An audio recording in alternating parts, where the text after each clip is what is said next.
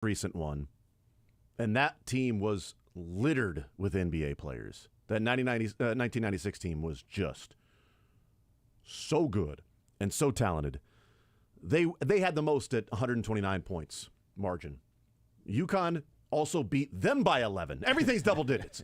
They didn't just beat them because Villanova in 2016 was plus 124, or 2018. Duke in 1999 was plus 123. So you had 129, 124, 123, closer. And then UConn comes over the top and is plus 140. Again, double digits. Everything is by double digits for UConn. It's absurd. And the average margin of victory this year, the highest margin of victory, UConn, 23.3 points. Their margin of victory through the 6 games. Topping North Carolina in 2009, that was 20.2.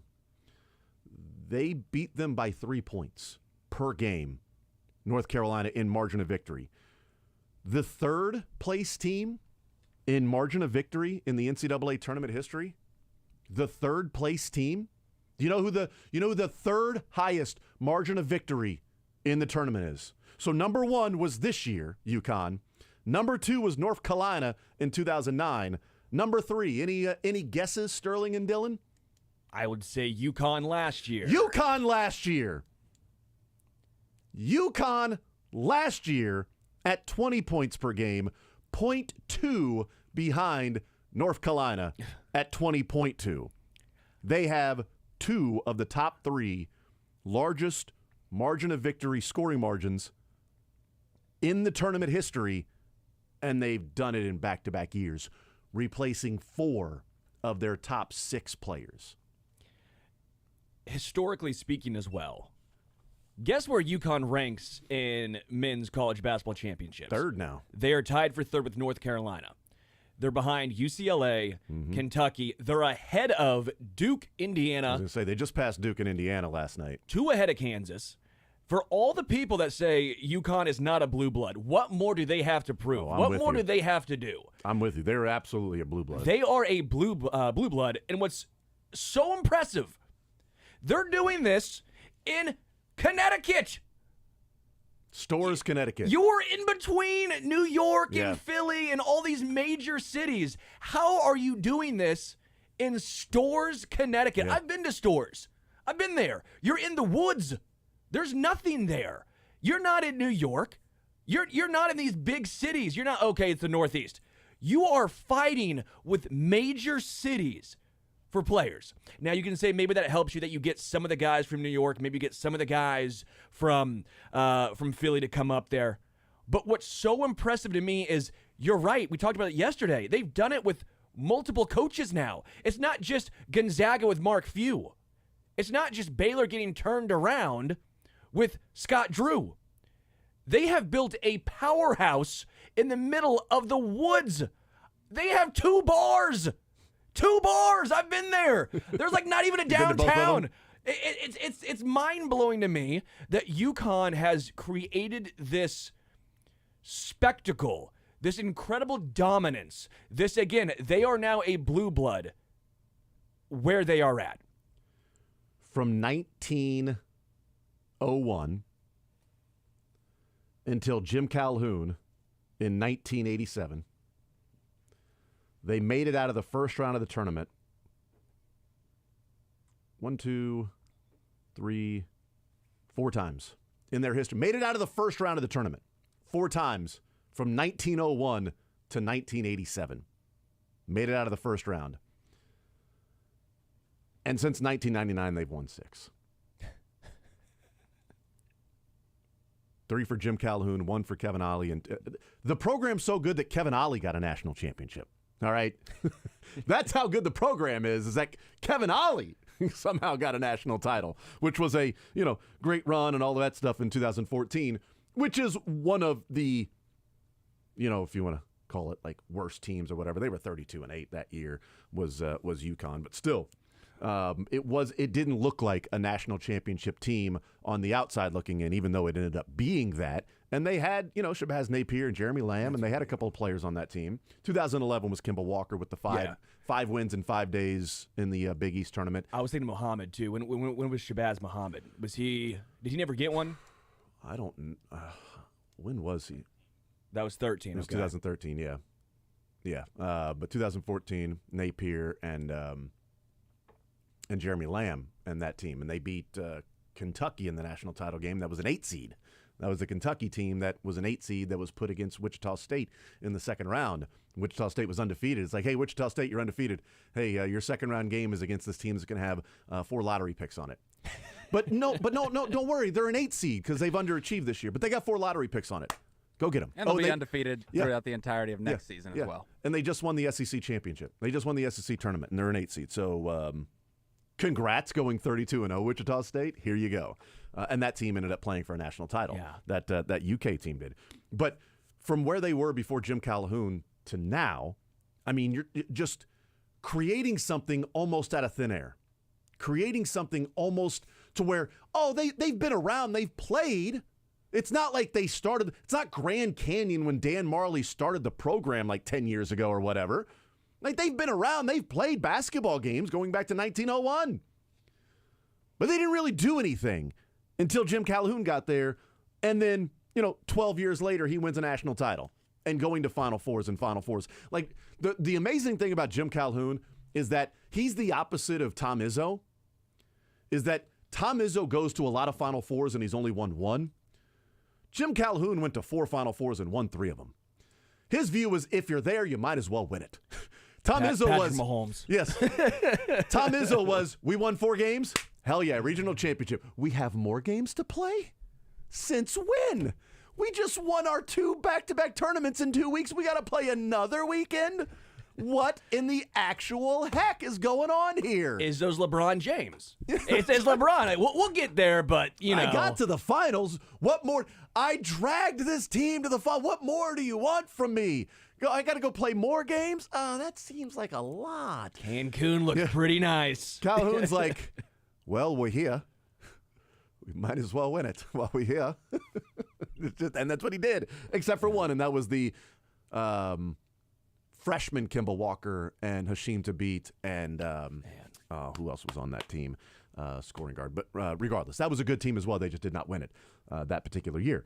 But it's just been unbelievable. And one of the things I want to talk about on the other side of the break is the trend that's going on. And maybe the trend is skewed by UConn, and it probably is skewed by UConn. But here's the trend. See if you notice something in the top 7 margin of victory teams. Number 1, UConn this year. Number 2, North Carolina 09. Number 3, UConn last year. Number 4, Villanova 2018. Number 5 and 6, back-to-back with Florida, 06-07. And number 7, Baylor in 21.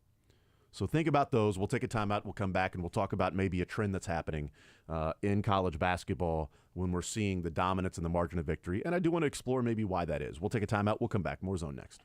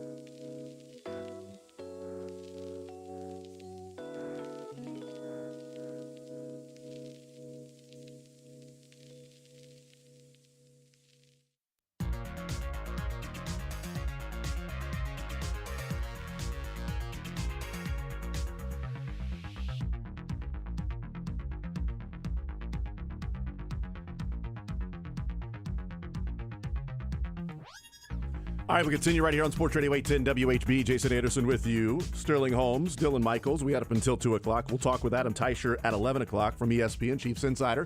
Get his thoughts on Mike Dana, some other things with the Kansas City Chiefs. We're a couple of weeks away and 2 days, so that means quick little math, divide by the remainder, carry the one, second power, 16 days away from the NFL draft on that Thursday. 913-912-4810. So I said the margin of victory that we've seen, the top 7 average margin of victories in the NCAA tournament. UConn this year, number 1. North Carolina in 2009, number 2. UConn last year, number 3. Nova in 18, number 4. Back-to-back Florida teams, 06-07, 5 and 6. And then Baylor in 2021, number 7. The trend I was talking about is 4 of those have come in the last 6 tournaments. Now, UConn sort of skews it by being 2 of those, but also 3 of the top 4 are in those last 6 tournaments, because Villanova in 2018 and then UConn last year, UConn this year, the only one in between is North Carolina in 2009 as number 2. You've got Florida winning back-to-back in 05-06 and then Baylor. These dominant runs of all of the NCAA tournaments, we've seen some dominant runs. 4 of the top 7 in history have been in the last 6 tournaments because 2020 didn't happen. So it's 7 years, but 6 tournaments that we've seen have been there. I have a theory on what the trend is as to why maybe we're seeing it. I don't know if that's the reason or not. My theory is we have seen in that time frame new basketball. So in 06-07 with Florida, they returned everybody. But 06-07 Florida, in 2006, they were number 2 in effective field goal percentage, which is threes are worth more than twos. So it's not just field goal percentage, effective field goal percentage. You get a higher percentage for knocking down threes. Florida was number 2 in the nation in 2006, and they were number 1 in the nation in 2007. This UConn team was number 7 in the nation in effective field goal percentage. Villanova in 2018 was number 1. Baylor was number 7. The 2 outliers are North Carolina in 2009 was number 45 in effective field goal percentage, and UConn last year was number 33. But if you take it a step further, and you look at, I like KenPom, and I know people look at the top 25 offense and defensive efficiency. Efficiency. There we go. Got it. Figured it out. I'll get there. Carry the one. Divide it. Third power efficiency. Yeah. People look at pre-tournament as opposed to post-tournament. Like post-tournament, it's like, well, look at all these champions now that we know what happened. Well, typically, if you win 6 games in a row, your efficiency in offense and defense is going to skyrocket, Sure. Because there have been Baylor in 2018, I think, entered the tournament in the 40s in defensive efficiency. They ended up in the 20s. Like 22. So, they're a top 25 team. So if you would have gone before the tournament and said, well, I can't pick a team that's not in the top 25, so I can't pick Baylor, then you go back and go, well, Baylor was in the top 25, so that makes sense. It's pre-tournament, post-tournament. So these are post-tournament numbers. But while we look at effective field goal percentage, UConn this year was number 1 in offense.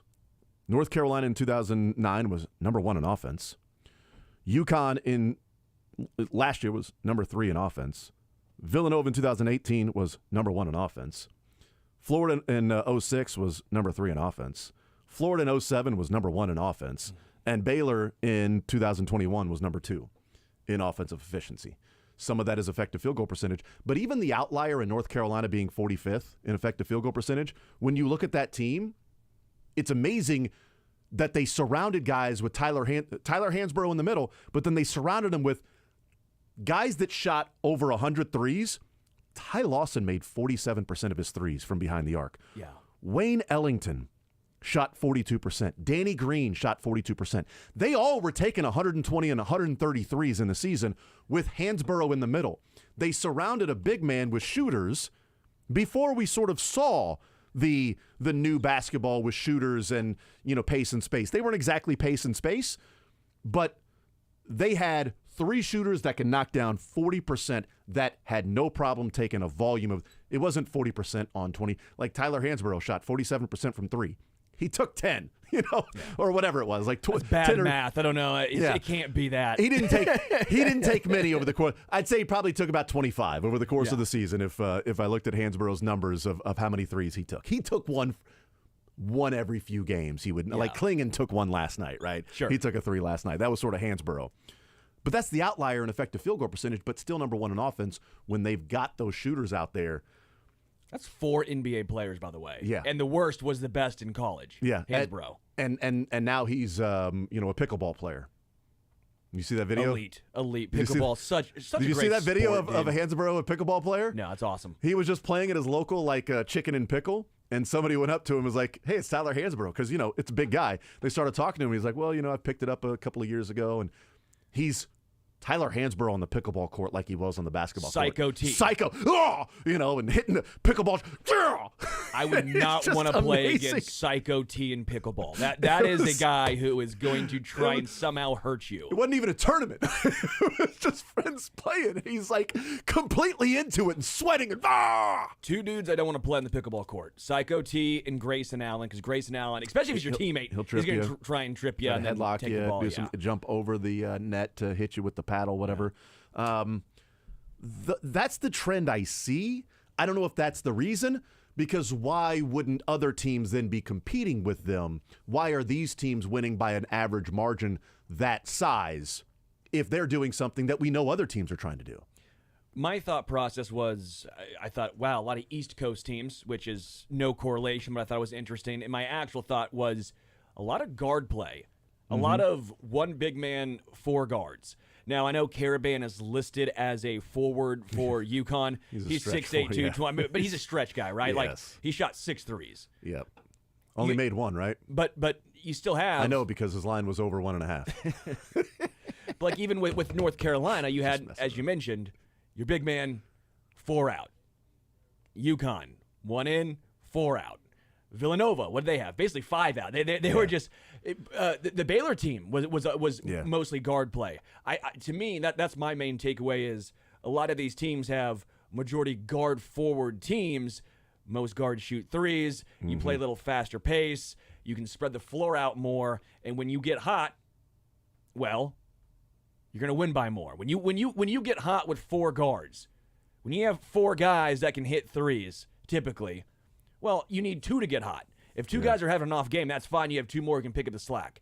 That's my main thought process. With Purdue, I know they've been a good shooting team all season long for the most part. When Zach Edey, the game plan was give him the ball and then he would try to pass out. Well, UConn was too good defensively. They weren't going to hit. They weren't getting any open looks.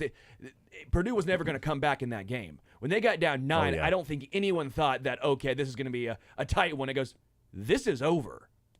Because they can't come back. When you have Baylor and Villanova and North Carolina, when you're surrounded with that many elite good shooters, you still have a chance. UConn, if they would have fallen down in this game, I think they would have had a chance. Well, and they were looking at it and saying, and it was great strategy by Danny Hurley in that, what did Fairleigh Dickinson do? And it's not just like, well, if you do this, you'll win. But Fairleigh Dickinson said, we'll let Zach Edey eat. We don't have anybody to guard Zach Edey. Sure. We're going to make sure nobody else beats us. And they were terrible in that game. Purdue was outside of Zach Edey. And what did Danny Hurley do last night? They weren't double teaming. They weren't coming down and really digging. They weren't doing some of those things. They were making sure nobody else beat them. And they play tenacious defense, okay? They are really good and they're relentless. That's the word that I keep using for UConn, is just relentless. They don't stop. If you show one sign, a couple of minutes of weakness, they will pounce on you and go for your throat, and it's over. And it's done. It's such a good point because when Edey was tired, because he doesn't come out of the game. He came out for like 40 seconds. Like 40 seconds. But when he was tired and on the floor, what did? They attacked him hard. Yeah. They go, okay, we see him all of a sudden not trying to block this shot. We're going to go directly into him. And that was such a smart plan. Offensively, the same thing. When they saw he was tired, they just attacked Edey nonstop. And by the way, as good as he was in this game, you might say 15 of 25, 60%, that's great. Well, for a big man who's shooting these 4-footers, I think Klingon did a phenomenal job going straight up and down. He made life hard on Zach Edey. And it allows UConn to say, we're going to shut down everybody else because we've got Klingon on the inside. We've got him. And we've also got 5 fouls with somebody else. Yeah. That's there. And he ended up fouling out as well. But it makes it life a little bit easier when you've got, 7'2", 280 to go against, 7'3", 300. You've got somebody at least that is comparable to Zach Edey, and it ain't easy. But also I think why Zach Edey got tired is he's not used to having a guy like that he's got to fight against his almost same size, his equal, to fight against, and getting pushed outside the lane, having those longer hook shots, not as easy to get over his left shoulder, also then having to defend that guy on the other end. You get a little tired there, as opposed to he never comes out of the game, and he also doesn't play against guys his size. And he can typically get to a spot a little bit easier than what Clingan was allowing him to get to. And you have to come out at least a little bit on Clingan. Again, not a great three-point shooter, but he keeps you honest out there. And I do think it comes down to Zach Edey getting tired. I mean, early on in that game, he was feasting. The hook shots were great. He was getting to his spot. He was getting down low. And as the game progressed, he couldn't get there anymore. It's interesting because, like, in the first half, I'm watching the game, and I'm not immediately looking at the score every single time. I'm just watching the game and enjoying it, right? Yeah. And if you took the score bug away, like we used to have in college basketball, if you took the score bug away, about 8 minutes to go in the first half, I would have told you Purdue was up by like 7 or 8. Yes. Because I'm watching the game and I'm like, man, Purdue's playing really well right now. Purdue's playing pretty good. Braden Smith is on fire. He's grabbing boards, defending. He's knocking down shots. Zach Edey is getting fouls on some guys, hitting free throws, hitting that hook shot. Purdue is playing some pretty good basketball. But when you look down, they were either trailing or even with UConn the entire time. And it's like it never felt like UConn was playing all that well.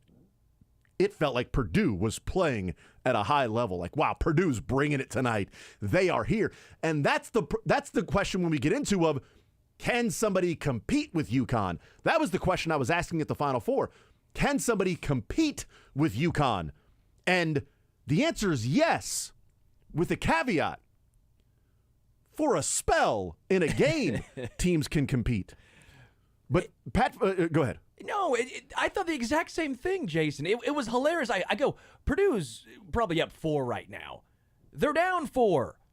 And you're looking at UConn, and they were doing nothing special. It wasn't like they were hitting a ton of threes. It wasn't Jack Golke out there. As all of a sudden you're like, oh, wow, this is noticeable. Yeah. It was a lot of 6-footers, 8-footers, just getting to the rim, smart offense. And then you look and you break down. I know this is not great analysis, but again, it goes back to how balanced they are. 6 rebounds, 5 rebounds, 5 rebounds, 5 rebounds, 8 rebounds. That's the starters. The assists, 4, 1, 3, 7, 2. Everyone getting involved. Everyone passing. No one being selfish. Look at the points. 5, 11, 15, 20, 11, then off the bench, 9. They're just so balanced, and they're not selfish. The assist numbers, the rebound numbers, no one cares. The rebounds goes to boxing out because Clingan has to do a great job boxing out on Edey, so that means everyone else has to step up and crash. And you got to work. You got to attack the board too. You got to work hard, put yourself in position, and then go get it. Cam Spencer, the guard, had 8. Yeah. Newton had 5. Castle had 5. I mean, then Carabin had 6. It's just like they work so well as a team. They're so unselfish. It's like the Spurs, if you want to go to the NBA back in the day with like Tim Duncan and Tony Parker and Manu Ginobili. They didn't have necessarily the superstar. I mean, Tim Duncan probably would have been considered a superstar, but they're so unselfish. They move the ball, and no one cares about getting 30 or 35 points. No one cares about getting 12 rebounds. No one cares about leading the team in assists. That's what UConn is. The stat from Pat Forty put this out last night. This is absurd. Did you see the stat about trailing in the second half, Dylan Sterling? Okay. They've played 12 games in the tournament the last 2 years. 12 games in the tournament. They have trailed in the second half in those 12 games a combined 53 seconds. They have played 4 games in the Final Four the last 2 years, and they have trailed by 53 seconds. And here are those games they've trailed in.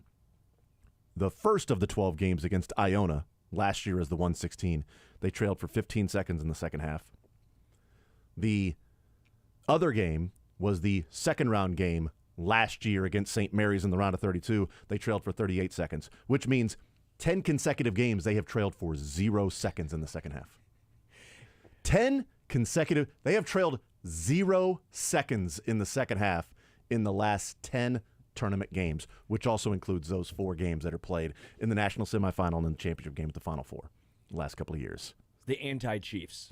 It's like the Chiefs are like, we want to get behind. We want to be behind in the second half. We got to make it fun. We got to make it entertaining. You know, I do this for ratings, as Patrick Mahomes said at the golf, the match last year. You know, I do this. You know, I'm here to make it entertaining. I'm here to make it fun. UConn's not.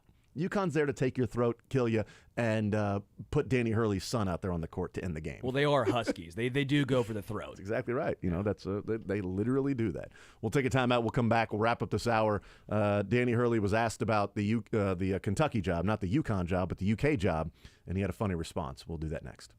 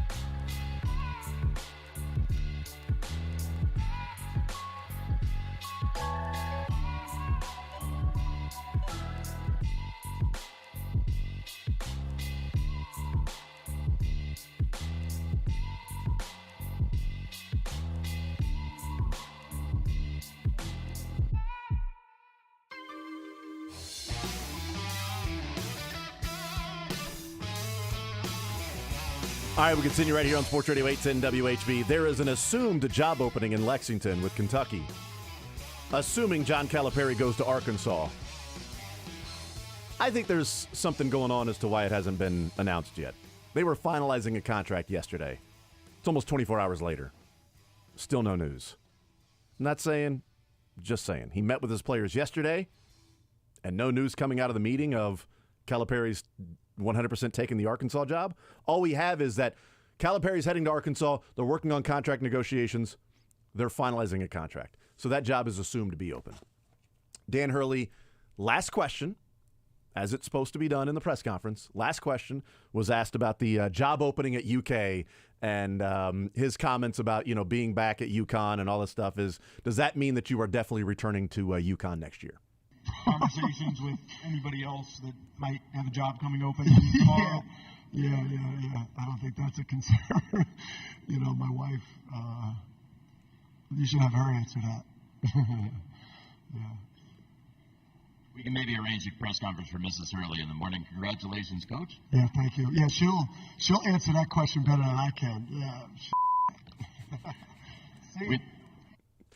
Yeah. Then he walked off the stage. After getting off the stage, he was then asked, can you elaborate on that? There's no sound of it. It's some of the writers. He said about what his wife might say at a press conference, said, we just went to Rhode Island, which I had to drag her to, and then to Connecticut. I got her closer to New Jersey. I can't afford a divorce right now. I just started making money. People don't think about the family aspect, but his wife ain't leaving UConn anytime soon.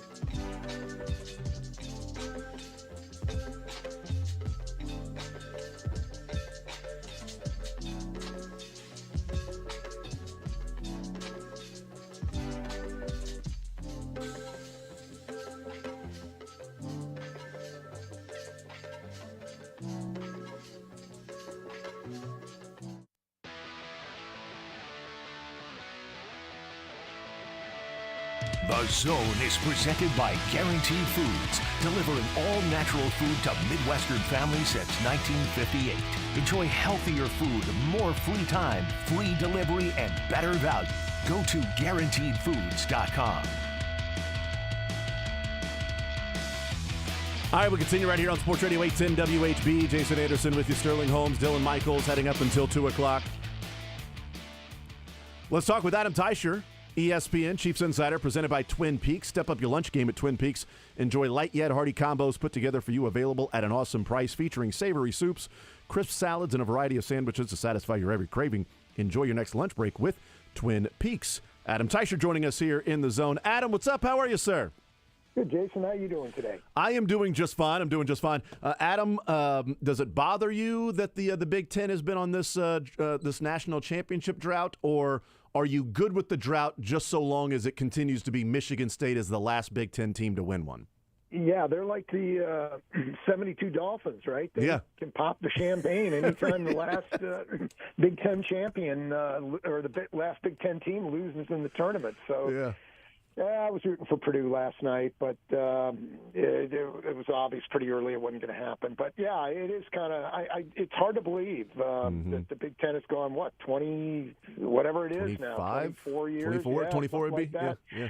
Yeah, it's hard to believe the Big Ten's gone that long without winning, no doubt. Yeah, I'm with you. I don't typically look at the conference superiority based on things like that, but it is one of those random things where Wisconsin's been there, Michigan State's been there, had opportunities. Michigan's played in a national title game. Purdue's played in a national title game. Ohio State's been there. Like, you have seen these teams that have been there. They just happen to lose. Like, you're a couple plays away in certain games from saying, boy, look at all these championships and different teams from the Big Ten. But it hasn't really happened. I don't really look at it and say, well, the Big Ten sucks. There was some of that last night. I'm like, well, the Big Ten drought continues. Are they ever going to win one? Yeah, I think they'll. I think the Big Ten will have another champion someday.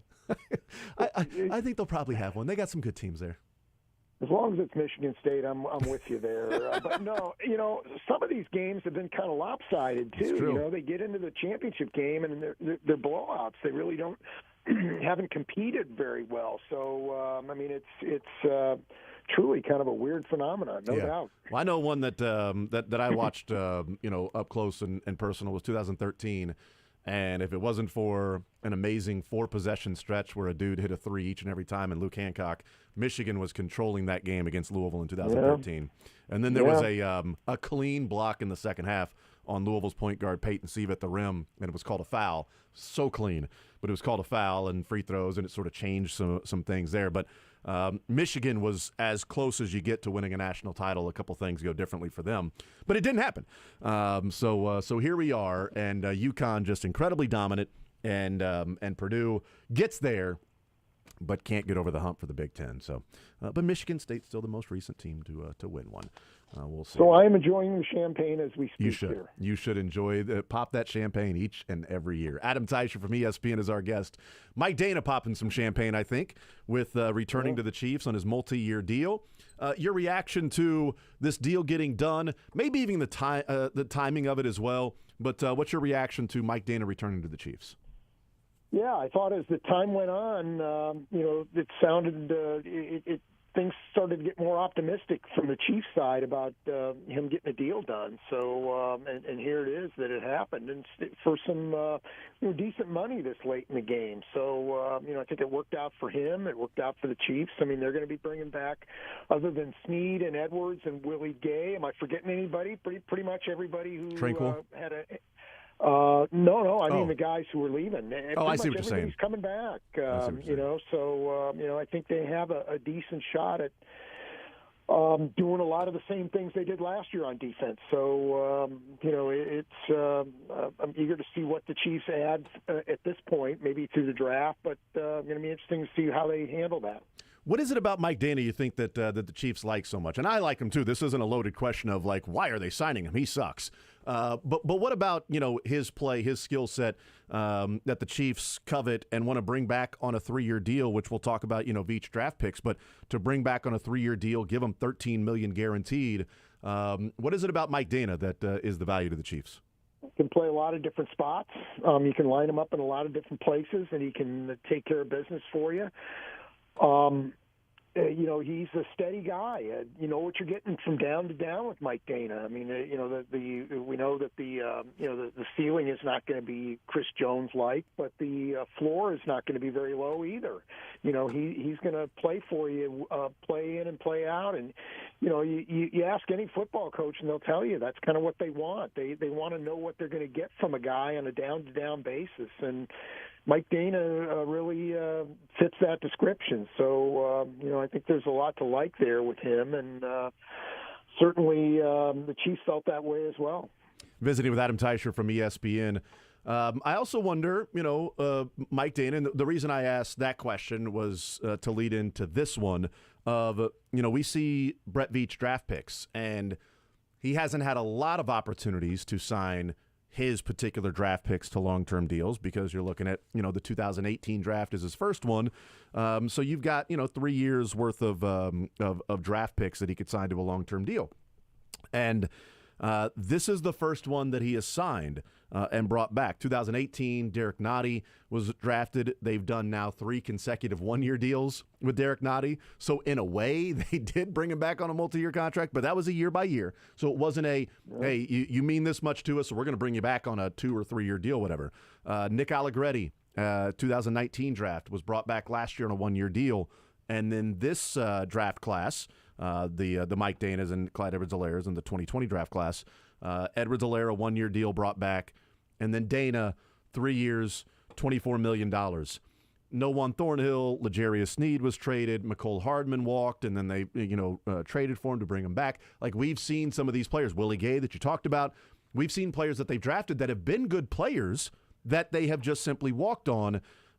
What is it about Mike Dana? Is there something particular, specific, position? You mentioned he can play some different things, which certainly is a value that's there. But, this is the first guy that Brett Veach has said we're going to give a multi-year deal to with, $13 million of guaranteed money of all of his draft picks, which is interesting because sometimes there's that emotional tie of, no, I'm going to keep this guy around. I drafted him. We scouted him. We developed him. But Mike Dana is the only one so far that we've seen. Yeah, I think that he sort of is different than basically all those guys you mentioned, other than L'Jarius Sneed probably. He does more for the Chiefs than any of those guys that you named. Not that some of those guys at least aren't good players, but I think they feel like they're getting more value out of Mike Dana than they did pretty much any one of those other guys, other than probably L'Jarius Sneed. But as we know, he was going into a different salary stratosphere here that the Chiefs weren't comfortable going in with him. So I think there's your answer right there. That the Chiefs feel differently about Mike Dana than they did about probably most, if not all, of these other guys that we've talked about. Yeah, my theory was the Chiefs in general aren't necessarily willing to go above and beyond on contracts for a lot of different players. There are certain positions, certain specific players that they will do that. They didn't want to do that with L'Jarius Sneed. That's why they traded him. But Chris Jones paid some pretty good money. Obviously, Patrick Mahomes. Travis Kelce not even paid what typically he would be worth if you look at even the value of tight ends, but still paying him some pretty good money. Juwan Taylor, tackle, paying him some pretty good money. Other than that, they haven't done that with anybody, whether that be free agency or their own draft picks. They wanted to do that with Tyreek Hill, but it got too expensive, so they had to walk on him as well. What to me separates Mike Dana is twofold, and what you talked about there. You got the value of the multiple positions that he can play, so different things he brings to the table that he can fill a couple of different roles, and the value of the money. It doesn't break the bank. It's not a one-year deal, but they're not committing $25, $26 million guaranteed to a player that they're bringing back. And I think that's probably, if we're looking at what's more likely than not moving forward with Brett Veach, probably the pool they'll continue to swim in of what does this guy do for us, and are we having to pay top dollar to bring him back? If we are, then with Patrick Mahomes and some of these other players, we may need to look at already who the replacements are for this particular player and find somebody else to fill in so we can allocate resources better. Yeah, I think there's something to that. I think the Chiefs have been, generally speaking, under Brett Veach, more willing to pay outside free agents than they have been their own free agents. And Chris Jones is the obvious exception there. But, you look at guys like going back to Tyrann Mathieu and Sammy Watkins and then including guys like Joe Thuney and Juwan Taylor, these are guys that the Chiefs really, it was hard to see them paying their own players that kind of money at those positions, but they certainly were comfortable doing it with other people's players. So, Mike Dana certainly was not, that this contract is not at any of those, the level of any of those guys. So, it is a different deal, but I feel like it's more just about the value here. The Chiefs saw a good player, and regardless of what team he was on, he just happened to be on their own, and they were very familiar with him, and they feel like he fills a pretty important role for what they want to get done. So I think this is a good move for the Chiefs. I think there's pretty low risk here. They know what they're getting, and they're getting it at a comfortable price. Yeah, and circumstances sort of dictate, and every situation is different, and you got to take it on an individual basis. All of the cliches we hear when they talk about a free agency and different things like that. But I do wonder, as this next draft class now is open for extensions. Nick Bolton, Creed Humphrey, Trey Smith, throw in Noah Gray if you want to, but certainly those three guys, Bolton, Humphrey, and Trey Smith, that can sign extensions and bring those guys back. The one thing that was a criticism, and I'm going to draw bring the Royals into this.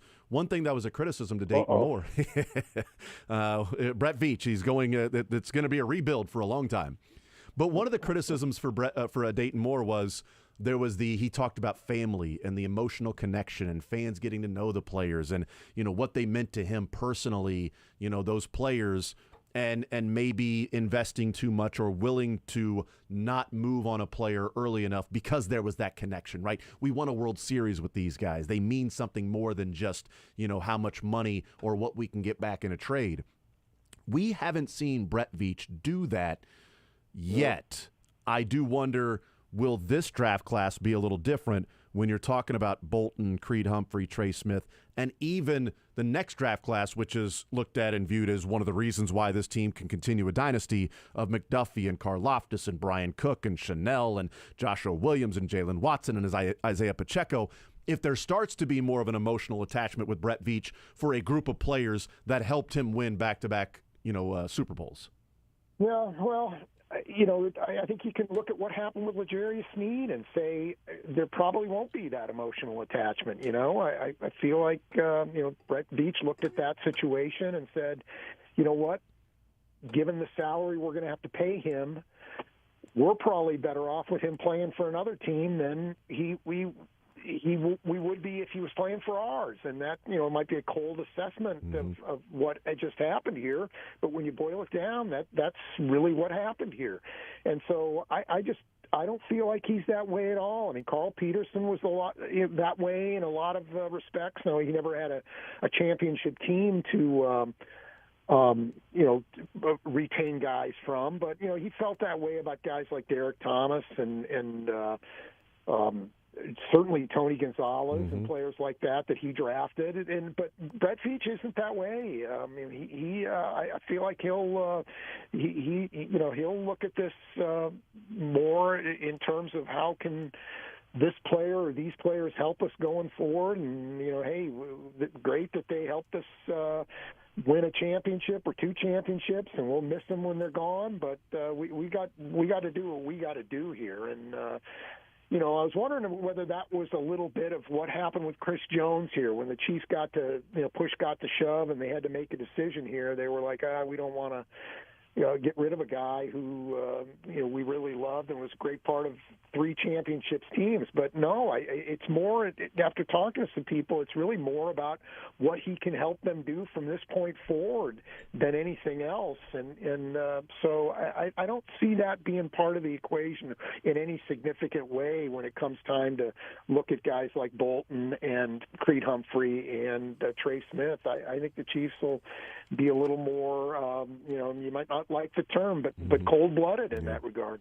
And that's one of the questions I was going to have is, the reason I bring up the fact that Dana is the only draft pick for Brett Veach that's got a multi-year deal, that Mike Dana, 3 different one-year deals, Allegretti, a one-year deal, Clyde Edwards-Helaire, a one-year deal. Nick Bolton, Creed Humphrey, Trey Smith, when they're free agents, will not be one-year deals. They will get multi-year deals, whether with the Chiefs or somewhere else. Is there something to take away from Mike Dana? Hey, he did get that 3-year deal, but it's a value deal. They're not paying $15 million for Mike Dana. They'd have to pay $20-some-odd million for L'Jarius Sneed, and they moved on. They don't have to pay that for Nick Bolton or Creed Humphrey. I would hope not for Trey Smith, although the guard market has got really stupid this offseason. But is that a prequel to, if the value's there? And I know they deal with value all the time, but if the value's there with Bolton, Humphrey, and Trey Smith, is the only way they bring those guys back, and they're not going to pay top-end market for more players outside of Patrick Mahomes and Chris Jones, et cetera. Yeah, well, that's the key here is that, we've talked about this before. The Chiefs, with all of their big-name players, have come to a point where they've said, okay, this is as far as we're going to go, and we're not going any farther. And the exception there is Chris Jones. Mm-hmm. The Chiefs went beyond where they were previously willing to go with him. But with Tyreek Hill and Orlando Brown and a bunch of other guys, L'Jarius Sneed among that group, the Chiefs got to that point where they said, okay, we're out. We'll see you down the road. We'll be playing against you, but we are not going to pay you what you're worth. So I think there's definitely going to be that point with all 3 of those guys, with Bolton, Smith, and Creed Humphrey, and we'll see what that point is and whether the Chiefs can make it work with more than one of them. Maybe I can't see all 3 of them walking, but who knows? It's too early to make that determination yet. Would they value Creed over Trey? Is it simplistic as Creed could play center, but also could slide to guard if need be, whereas Trey Smith is a guard? Yeah, they're both great players. Yeah. It might come down to you play both off the one off the other, and whoever takes the offer first. It might come down to that, really. And that's happened before in certain cases. So. I'd hate to be the one who has to make that choice. Yeah. I like both those guys, and I think both those guys are winners, and more than just that they played on championship teams. I think they contributed to this team being a championship team. So you hate to lose those guys, but I'd be okay with either one. If you can keep one of them, I think you've had a good day. If you're asking me who I'd keep, I'd probably keep Creed Humphrey, but I certainly would not consider Trey Smith any kind of consolation prize in that statement there. So one of the reasons I asked about the emotional tie with Dayton Moore and some of the players there is the really cool storytelling and piece that was done by Tom Rinaldi with WrestleMania this past weekend in Philadelphia, and the shooting that took place at the parade. And what Trey Smith did with Mike Borgonzi's son and giving him the championship belt and telling him you're the champ and calming him down. And that now relationship that's there between Trey Smith, the Borgonzi family, Borgonzi's son. They went to WrestleMania together over the weekend. They were there. He had the championship belt. They're still close. I bring up the personal connection because that's a little different than just having an affinity for somebody that helped you win a championship. That's somebody that's now a family friend and is personal, and Borgonzi does have a say in some of the decisions by the front office. Yeah, and just I would think if that's a major part of how the Chiefs are making their decisions, that would be a complete break from how they've done things recently. So I just don't see it. I mean, I just don't see that being any kind of major factor here. Maybe a tiebreaker or whatever, but I think that decision's going to be based on many other factors that have nothing to do with what you just talked about there. It was a really cool story, though. There's no doubt. There's no doubt. There's no doubt. And, I think there's a lot of that going on with the Chiefs right now. They got a lot of good guys, but some of them are walking out the door, and that's just the way it's got to be. Yep. Adam Teicher is our guest from ESPN.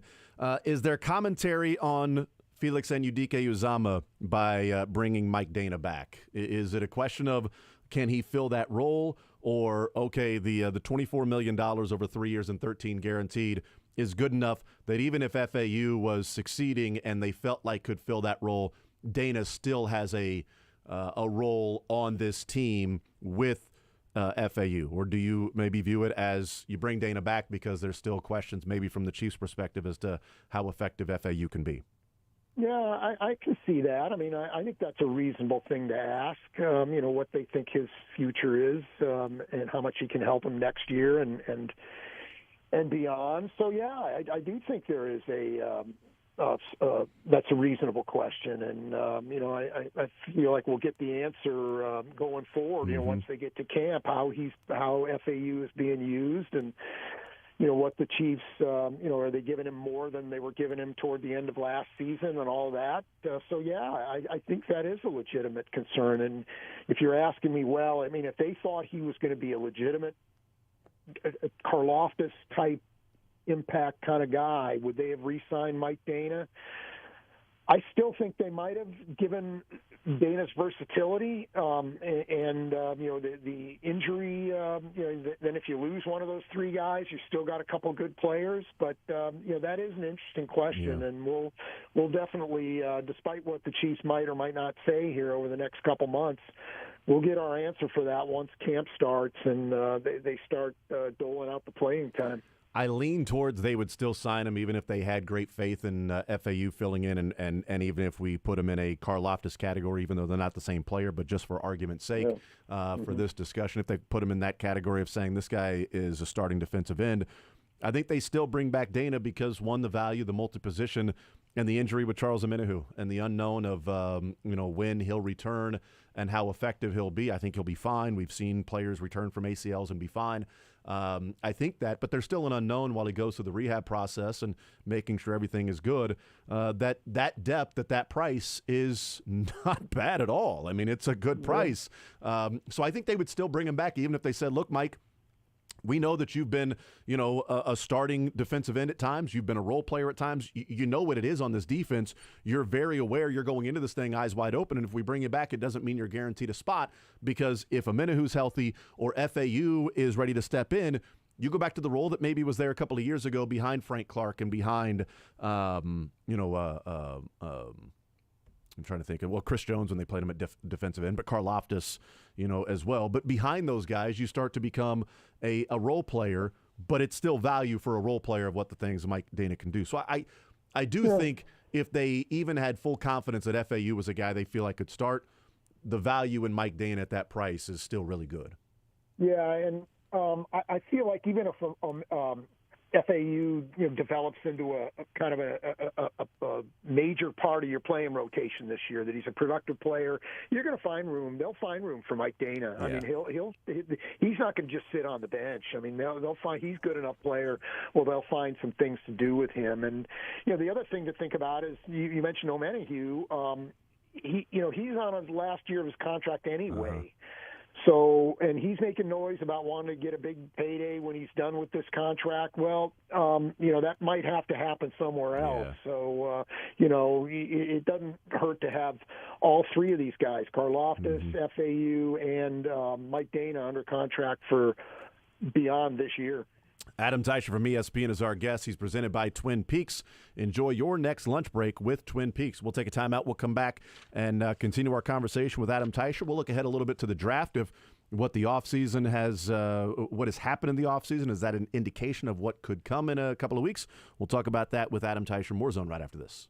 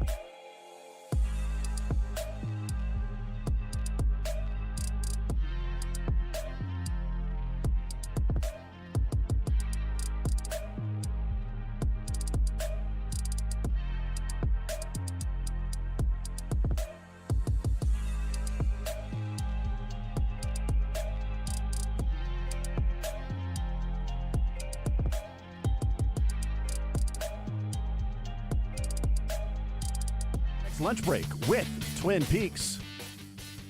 Talking with Adam. Adam, let's look ahead. 16 days from now, the Chiefs will be drafting in the maybe 16 days from now, the draft will go on. I do know that there will be 32 picks selected in the first round, whether the Chiefs are one of those or not.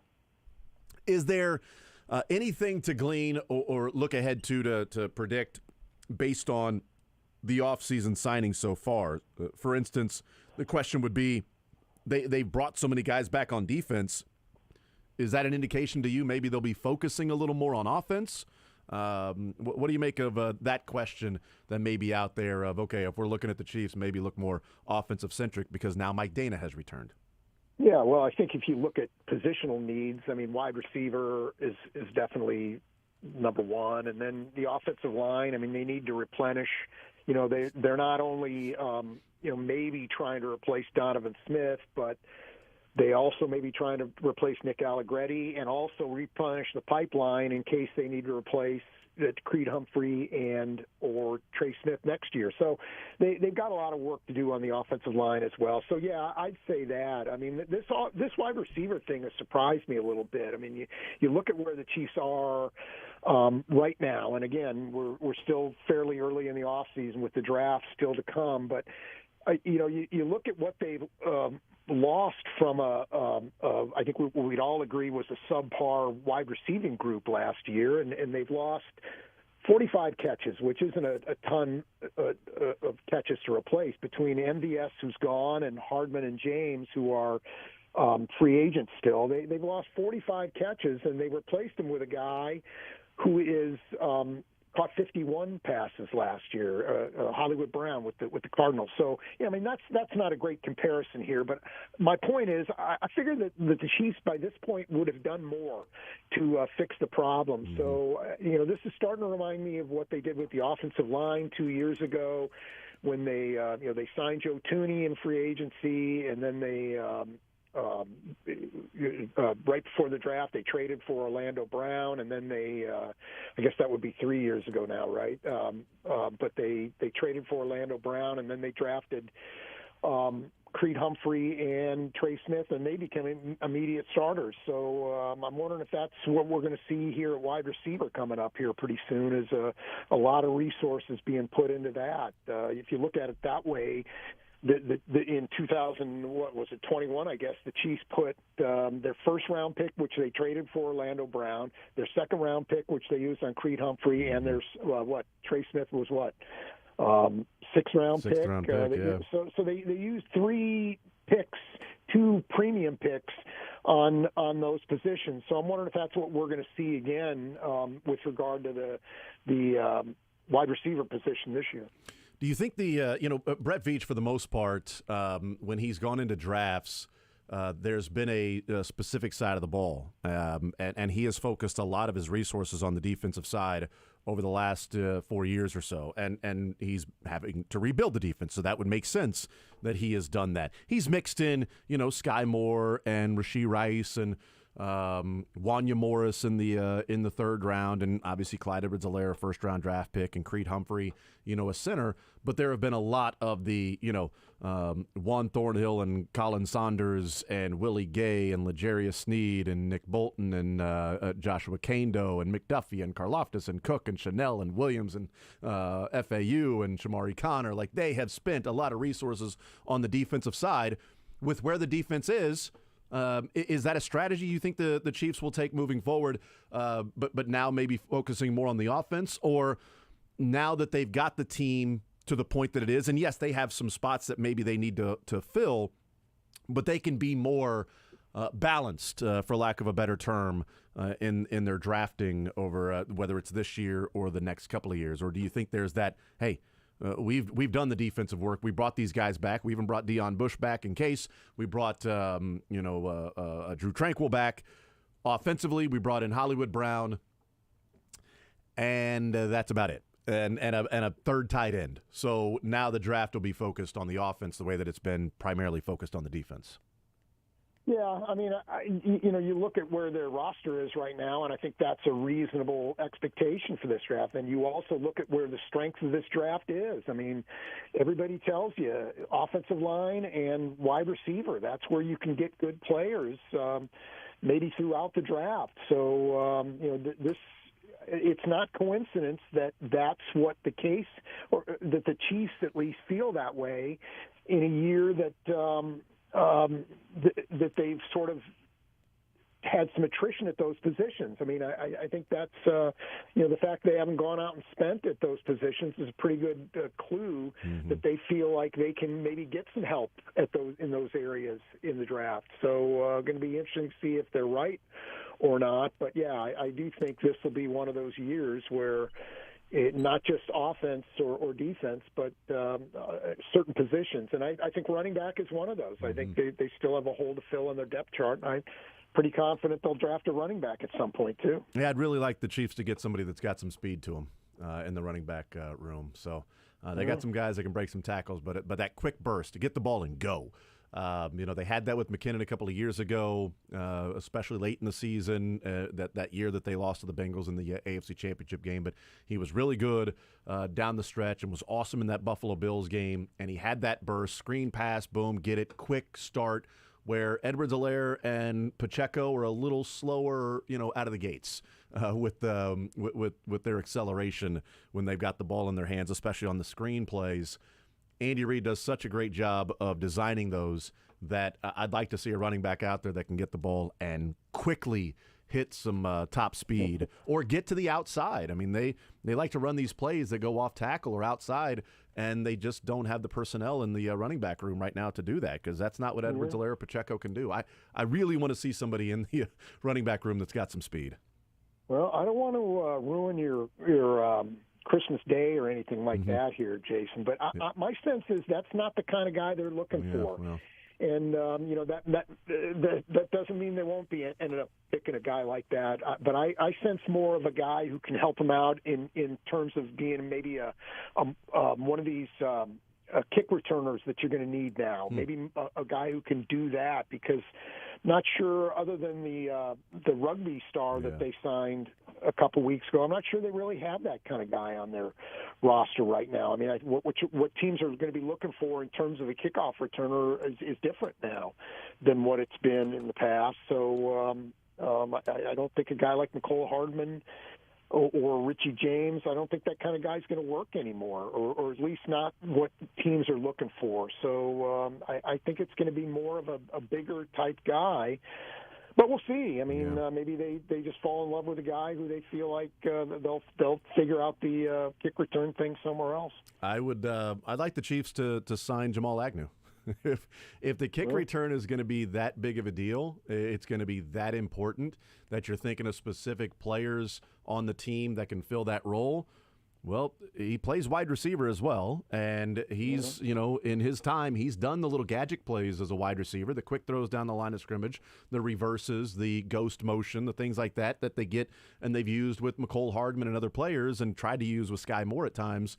But he's one of the best returners in football. And if the return is that big of a deal, and we know that Dave Toub has his guys, the Dave Toub guys at the end of the cut down day, to me, it would make sense if you bring in one of the best kick returners. If we're talking about a kick return every single time, the other team scores, or we're not seeing these touchbacks that we saw this year. Yeah. Well, hey, I can't say that he wouldn't work. Agnew wouldn't work as a guy who does that, but my sense is the Chiefs are looking for a bigger guy. That's going to be a different job than it's been in the past, and I think they're going to be looking, and most teams really are going to be looking for somebody who is built a little differently than Jamal Agnew is. Last one for you, and as we get closer to the draft, do you think there'll be any more signings before the draft, or this is sort of the team they have, and you go into the draft, and then afterwards, like we saw Donovan Smith, and maybe that's where a J.K. Dobbins, if they don't end up with a running back or a tackle. Do you think now it's sort of the holding pattern, see what you get in the draft, and then get back into free agency if you need to fill those holes? Yeah, it's hard to say. A lot of times, teams think, well, you know what, we'll just wait for the draft and see if we can find somebody. And then they start looking at their draft board and thinking, oh, the guys we like at that particular position, there's no way they're going to be there when we pick. So we better do something. So, you know, once they stack the board, they'll have a better idea of exactly where they stand in that regard.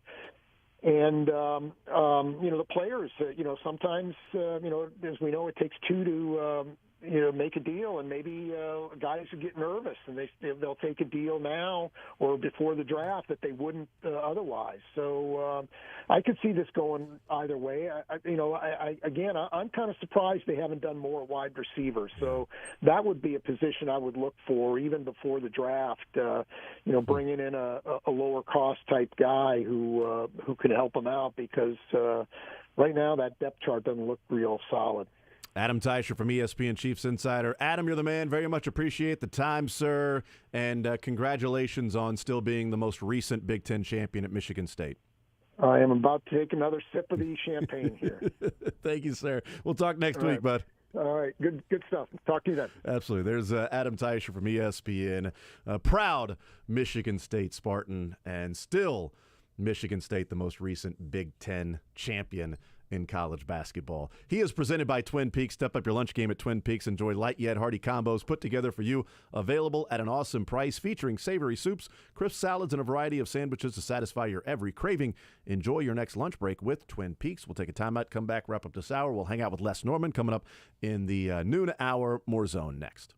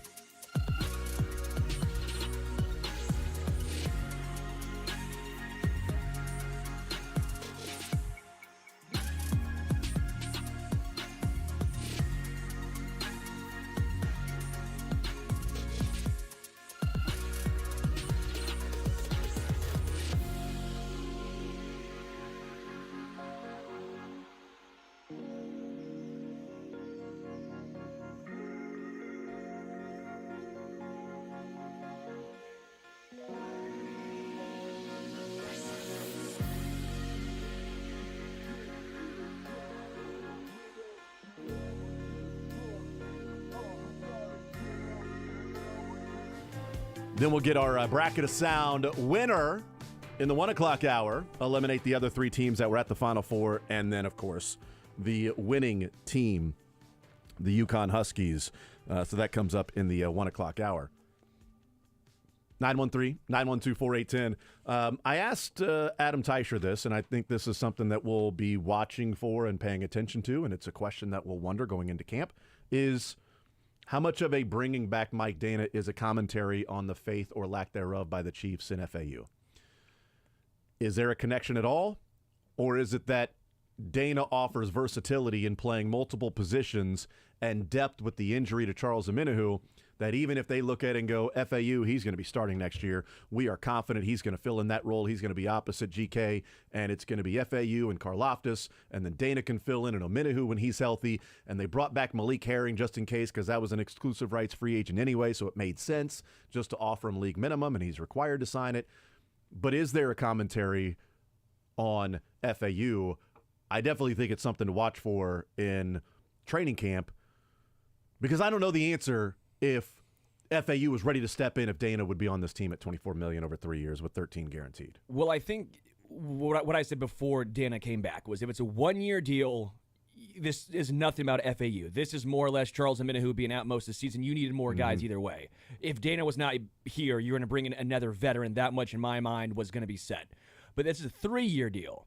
Well, that makes it a little interesting. Is that saying you don't believe in Charles Omenihu going forward, and Mike Dana is going to be your veteran guy going forward, and he is not? Okay, I'll entertain it. But what does this say about FAU? Now, me personally, I don't judge last year. It's a redshirt year for me. I know folks wanted him to come in and be a stud, but I'm sitting here going, who was he going to play over? He wasn't playing over Karlaftis, who played amazing. He wasn't playing over Omenihu, who came on very strong late in the season. He wasn't playing over Mike Dana, who they trust inside and out. And he wasn't playing over Chris Jones when he kicks outside. So who are you taking off the field to put him in as a rookie? You're not. So people who are so upset by him not getting on the field, I go, they're trying to win a Super Bowl. This is not the Panthers who are trying to develop guys right now. They'll develop guys in OTAs and training camp and preseason. That's what they need to do. I have no judgment on FAU, who, by the way, was one of the youngest guys coming out of the draft. He was a completely different skill set than George Karlaftis, who was week 1 ready. FAU, we knew, was going to be a developmental dude. Now, if you want to talk about drafting developmental dudes in the first round, what if the Chiefs drafted Rashee Rice in the first and FAU in the second? Would you have the same conversation? Like, I feel like we get so upset by everything not being perfect. Let's take a step back. Let's have some nuance. Say, was it slightly disappointing? Sure, but I don't think there's room for legitimate concern yet. Bringing back Dana on a multi-year deal, with what you're talking about of FAU, where was he going to play last year? And I'm complete agreement with that. Like, what spot is he going to play in? Who's he going to play over? If you want FAU to be in there, then you're taking, you're not taking Chris Jones off the field. You're not taking Karlaftis off the field. Are you taking Mike Dana off the field? Are you taking Charles Omenihu off the field to bring in FAU? Well, when there's injuries and there's an opportunity, I mean, FAU got a tackle for loss in the Super Bowl because he got an opportunity to be in there. So at least he shows there's talent, there's explosiveness to his game. He's got some ability. Can he find consistent ability? And his offseason last year was different with the injury. You mentioned that he's young. I push back a little bit on the young thing because Karlaftis, it was a positive that he was young. Oh, Karlaftis is so young, this is great. FAU, he's so young, so let's give him some time to develop. They needed Karlaftis game 1. I agree. They were in a way worse spot the year prior. They had to draft a floor guy compared to a quote-unquote ceiling guy. I'm with you. I just think using the Chiefs using the FAU as young, they're using the same thing when it suits them. George Karlaftis is young. That's what makes him such a great prospect, is how young he is. Well, FAU is young. That's what makes him more of a project, is because he's young. Well, that's because Karlaftis looked good from week 1 and FAU looks more like a project. So we can sort of use that and place that tag wherever we find it necessary. I'm not going to judge FAU on last year either because of what you said. But now this year, if that was the case last year, if Omenihu's healthy, it's the same situation. It's Karlaftis and Dana and Omenihu and Chris Jones. So who are you taking off the field for FAU this year? So there should be an expected improvement. But if there's an expected improvement, okay, that's great. But now who's he playing over? Is he good enough to play over Omenihu? He's clearly not going to come off, take Chris Jones or Karlaftis on the field. He shouldn't take those guys off the field. It's great depth. But the redshirt year is one thing. Now it's go time. And the multi-year deal for Dana, to me, might say more about Omenihu, who's on the last year of his contract, and you've got Dana for at least 2 more years, so Omenihu can walk after this year, and you still have George Karlaftis, Mike Dana, and FAU, and you can find depth after that. Well, and Mike Dana's contract is not one that, forces him to be a starter and does not handicap you in any way. If you look at edge rushers and their contracts they receive in today's NFL, it's absurd. A 3-year, $24 million, guaranteed only $13 million. This is a great deal for Kansas City. I agree. I guess great for Mike Dana, 5th-round draft pick, has not yet to have a lot of money. I get that. It's good for him, too. But based on what I think we all expected, we thought his market was going to be a little more bullish than this. So if you're Kansas City, you say 3 for 24, well, why would you not bring him back for that? That's a depth guy. That's a rotational guy. You're not paying him like an elite starter. So if FAU all of a sudden breaks out, well, sorry, Mike, we appreciate you. You're going back to your rotational role. It's not like edge rushers play 100% of the snaps. Max Crosby's the outlier. To an extent, George Karlaftis is an outlier, how much he plays. You're going to have a rotation. I want as much depth as possible. I say 2 things in the NFL. Quarterback's most important, and how can you affect the quarterback is second most. Yeah. So having the edge rushers, you want depth. I'll be honest, I was a little surprised, and we talked about this on the air. I was a little surprised that everybody thought Mike Dana's market would be as robust as people thought. And I know that he won a Super Bowl, and my point was, I think he's more valuable to the Chiefs than teams on the open market will view him. Because if you're on the open market and you go, okay, this guy had 17 sacks. Oh, in his 4-year career, 17 as a defensive end? That's not going to get a lot of money in the open market. But the Chiefs view Mike Dana as someone that can play multiple spots. They see what he's done in this defense and the value there. Whereas I don't think teams would look at it and just go, yeah, he can play some different spots. But he's only got 6 sacks last year? How much money are we paying for 6 sacks? Clearly not a lot, but I'm glad the Chiefs got him for that money. Les Norman next.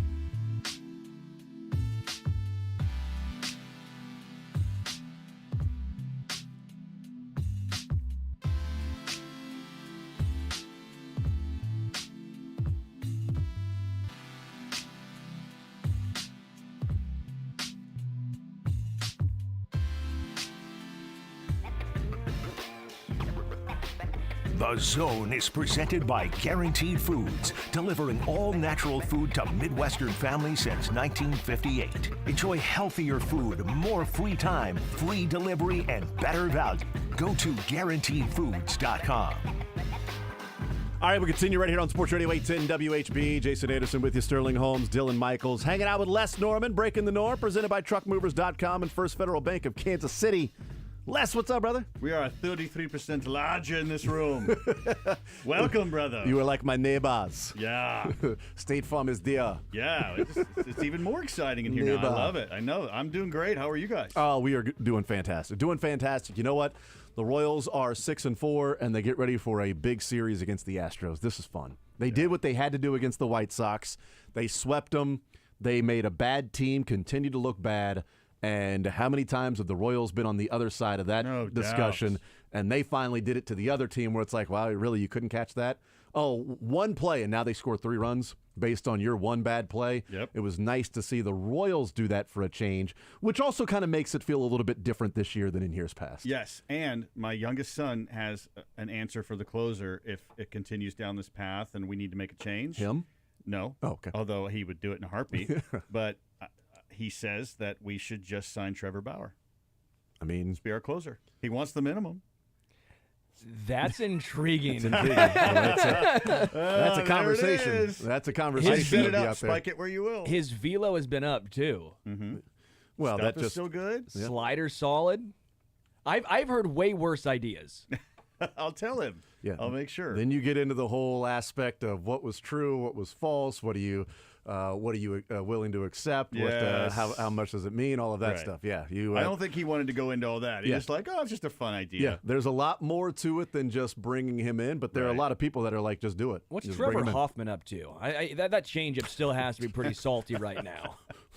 What's Rivera up to? Well, the cutter, but the velo goes down. Trevor Hoffman with that Raleigh changeup. fingers or Raleigh finger, Goose There you Gossage. go. Well, what's Goose up to? I'm not sure, but I mean, if the velo's going down, then less injury. That's what we see. We'll talk about that later on in the show. But how'd you do in your bracket? You win? You good? And another year, another day of mourning the day after. I mean, look, I had 3 out of the 4, which was best in my house. This is the home, Nice. the Norman home. Right, Good. 3 out of 4 in the Final 4. Take that, Nails. everybody. Right. Yeah. Alabama jacked my bracket up. Who'd you have instead of perfectly. Alabama? North Carolina. You had North Carolina? I did. Okay. Yeah. North Carolina. And then I'd pick the national championship game perfectly. I had UConn. I had Purdue. Riding it out in a very close game. I mean, the odds of repeating are very tough. Mm-hmm. And UConn won, and that's great. And they handled their business. And, man, what a great run, what a great team and coaching and all that. But, again, my wife picks UConn. She knows nothing. Nothing. She went chalk. She just went with the These one She seeds had are better than one everybody else. team. One team in the Final 4. Oh, no. And I had her on points, except if she wins, if UConn wins, then I set it up where you get 25 bonus points. And she won and got the 25 bonus points. And normally she's not a gloater. That is not her style. She's like, oh, I'll just let you guys pick where we go to dinner, one of the boys and all that. And last night she gloated until I fell asleep eventually. And it hurts. It hurts today, fellas. My pride is stung. Years worth of bragging rights Man. is what she has over you now. Yes, and I'm not a gambler, and I could probably ride that train into the Millionaires Club, and I just, I just can't do it. But yeah, Well, I'll you just know have what? to get over it. It makes you stronger, right? It's fine. It's all good. And it was great that the Royals took yesterday off. Yeah. Last night off. They didn't have a game, so we didn't have any split. Didn't have to look at the 2 different TVs and everything like that. So we got to just watch the national championship game. And then starting tonight, at 6:40, we watched some more baseball with the Royals and the Houston Astros. But through the first 10 games, I joked about this yesterday with Mick that if the season ended today, one, it would be an incredibly short season. Yeah. But the Royals would be in the playoffs. They would. Right now, they're the final wild card spot in the playoffs, which is showing you sort of how you play at that level. I mean, they're playing some pretty good baseball. They really are. 6-4 is Should be winning 7-3. 600 7-3. percentage, but yes, could be 10-0.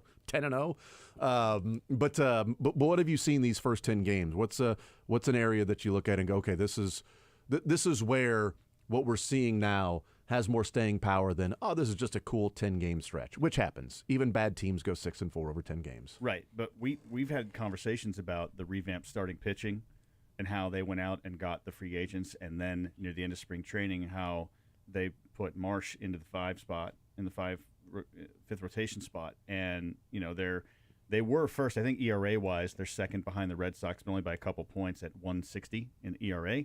That's been the major thing for me. You're getting good strikeouts, you're getting quality starts, you're getting 1, 2 no runs, you're getting shutouts already, and granted, let's realize that they're not going to do that the entire year, every single game. But I mean, after 10 games, this is a rotation that is stuffing it, man. They're doing a great job, so that's glaring to me. I did not see MJ Melendez come out and get this hot this early, but it's not just that he has a good start. People have good starts that you don't expect, and people have bad starts that you don't expect. It's just the nature of baseball. But the pitches he's taking, the fact that he's using the whole field, the fact that he just looks comfortable, it still annoys me the way he takes pitches because I'm a technical dude and he squats down and jumps in the air. I'm like, oh, stop doing that. But you can do whatever you want when you're hitting 323 after 10 games. You got 3 bombs. A couple games in a row that he's got some big hits. And so, yeah, he's crushing the ball, and it's been a good balance for me. Starting pitching's been fantastic, and the way some of these guys have come out, Bobby Witt Jr. obviously, and then Salvi, Velasquez is hitting well. It's just been really cool to see. It's going well, and things are falling in your favor when a ground rule double is called a home run. Yeah. Because last year, the home run would have been called a ground rule double for MJ Melendez. It would have been just the exact opposite of good, can I get a break here? Right. And he caught a break on the he's got 3 home runs. That will be 3 home runs the rest of the season. And by the way, if it wasn't Kauffman Stadium, it would have been a home run somewhere else. It's 410. All right, to center field. Move the fences in when you build new. I've done that in college, by the way, where I jumped too late and went into the ball, and my glove didn't close in time, and I was at the wall and knocked it over the fence. Now, I know this is different because it hit the wall, then went in his glove, and then it bounced over the fence. Right. But, yeah, that's as an outfielder, he will have nightmares. But not Jose Canseco. No, at least you didn't do the dome off the dome. No. Yeah, that's a home run because it didn't touch anything but the player. But could that have happened to a more apt player to? No. Yeah. That was the right mojo, the right karma for that guy. That or Jose Guillen would have had it and then somehow brought the ball back and just thrown an absolute hose to third base. Right. That's the only Probably, 2 options. Yes. It was really surprising. I watched the game, right? And I saw it happen. And for some reason, I didn't think anything of it either. And the broadcast and everything, neither team, umpires, nothing. And then the next day, it's like, oh, by the way, that should have been ground rule double. It took a day later. Why didn't the outfielder, maybe he didn't see it, maybe he didn't know, because everything happens so fast when you're out there. He just jumped up, and it looked like it was bang, bang, wall glove over to where, okay, maybe. You're looking up at the ball, and there's so much sound, and you're grunting, and you're jumping, and all that. That was a great defensive play even to get there and make it that close. But, if he would have said something and, put his hands over his ears like, hey, you need to review that, they probably would have changed it. They didn't, obviously. And so, and then they crazy. Reviewed the one and then they reviewed the one that was a home run. Right. That's what they're probably like, you know what? We're not getting burned twice. We will review this one. You're not going to get us twice, MJ. If that kid reached over, and he did reach over the railing, but what you can't see on the broadcast is that the railing is, it's back. It's behind the wall. It's not the railing right above the wall. Well, who would have thought the White Sox, with all the former Royals players from the Hunter Loss era, and then the manager and all the front office members would all of a sudden be like, hey, wait, they didn't work for them. Why is it not working for us? I don't understand the White Sox game plan when they did this. It's a horrible game plan. I love it. I guess I do love it. Chris Getz, double agent. Yeah. That's what I'm going with. Him and Pedro. Yeah, thank you, Pedro.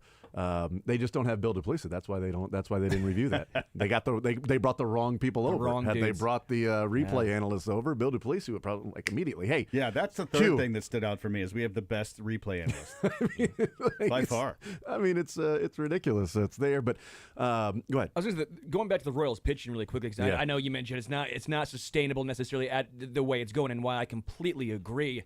I don't expect this massive drop-off. Right. You look at it's not like they're doing things that Seth Lugo is probably the only one so far that some of the underlying numbers say, okay, he's in line for a little bit of regression right here. But when you look at Cole Reagans and even what Brady Singer has done, Michael Waka has done, and even Alec Marsh, which is very impressive, the FIP, the fielding independent pitching, a lot of the expected ERA, everything's in line. And a lot of it because of the called strike rate is just so high.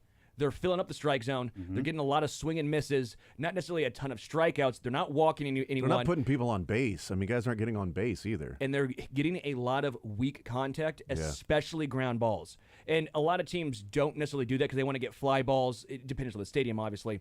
But with Kansas City, when you have Michael Garcia, and I have some of his baseball savant numbers up, and Bobby Witt Jr. and how good he is defensively, Nick Lofton is actually graded out very well. Adam Frazier graded out very well. Honestly, what's kind of interesting is Vinny Pasquantino is rated very well defensively so far this season. You got a great defense. The Royals are using them as well. It's different than the fly ball pitchers. They say, you know what, let's keep it on the ground. We got guys that can get to every single ball. Yep. I've just been so impressed with the starters, the game plan so far.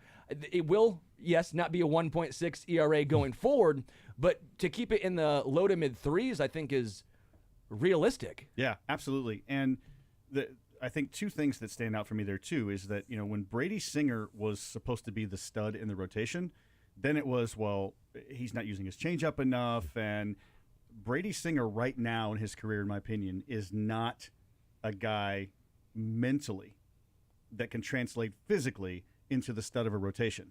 But by the Royals going out and getting Lugo and getting Waka and having Marsh be in that spot and Cole Reagans coming in, Cole Reagans, yeah.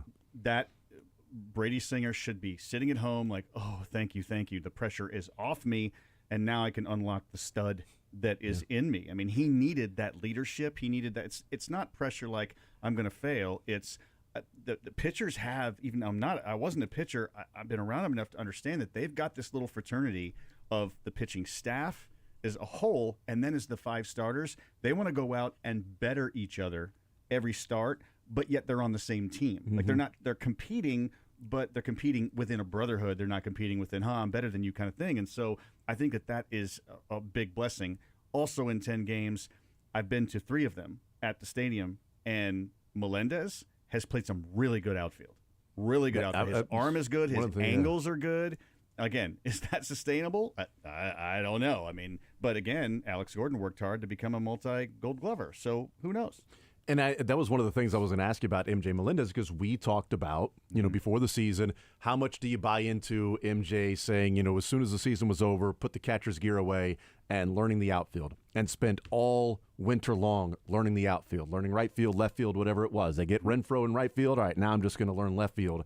And how much that meant to him mentally, to where he wasn't trying to learn a position at the big league level while also struggling at the plate, and taking the issues at the plate out to the field, taking the issues in the field up to the plate. That's maturity. And that's tough to do, and especially if you're digging into the box and you're looking up at a big scoreboard that says 107 batting average.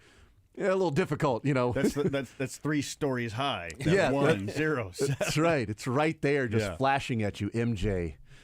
260 on base percentage. And there's probably no fans behind him either on the road or at home that are reminding him when his back is to the board. Easy out. What do you say? Come on, just throw it over the plate. Let this guy hit it, because he probably won't anyway. Right. And even if he does, it ain't going anywhere. But now that maybe he's more comfortable in left field, he certainly looks more comfortable as a defender. That at the plate can be more comfortable. And from a confidence standpoint, getting off to this start, I have to imagine just does wonders for him, because of the awful start that he got off to last year. That, if you got off to another awful start this year, you would hate to and worry that in his mind would be, here we go again. I mean, come on, I put in all this work, and I can't translate what the last month and a half was last year to this year. That is so hard to do, and it takes a high level of maturity and self-confidence to know that in one area of your game you might be on your last leg. Knowing that if I don't hit, I might be back in AAA, and if I don't play defense, I can still hit, but then I'm going to DH, and I'm probably not built for DH career-wise. And so it takes a strong human to put that aside. You can't ignore it because it's just out there. Numbers, fans, media, it's out there. But to be able to come and put that behind you and be mentally strong enough to hit like he's hit, and then to be able to go out and really work, it's obvious that what he said as soon as it was over, I'm going to go work on outfield.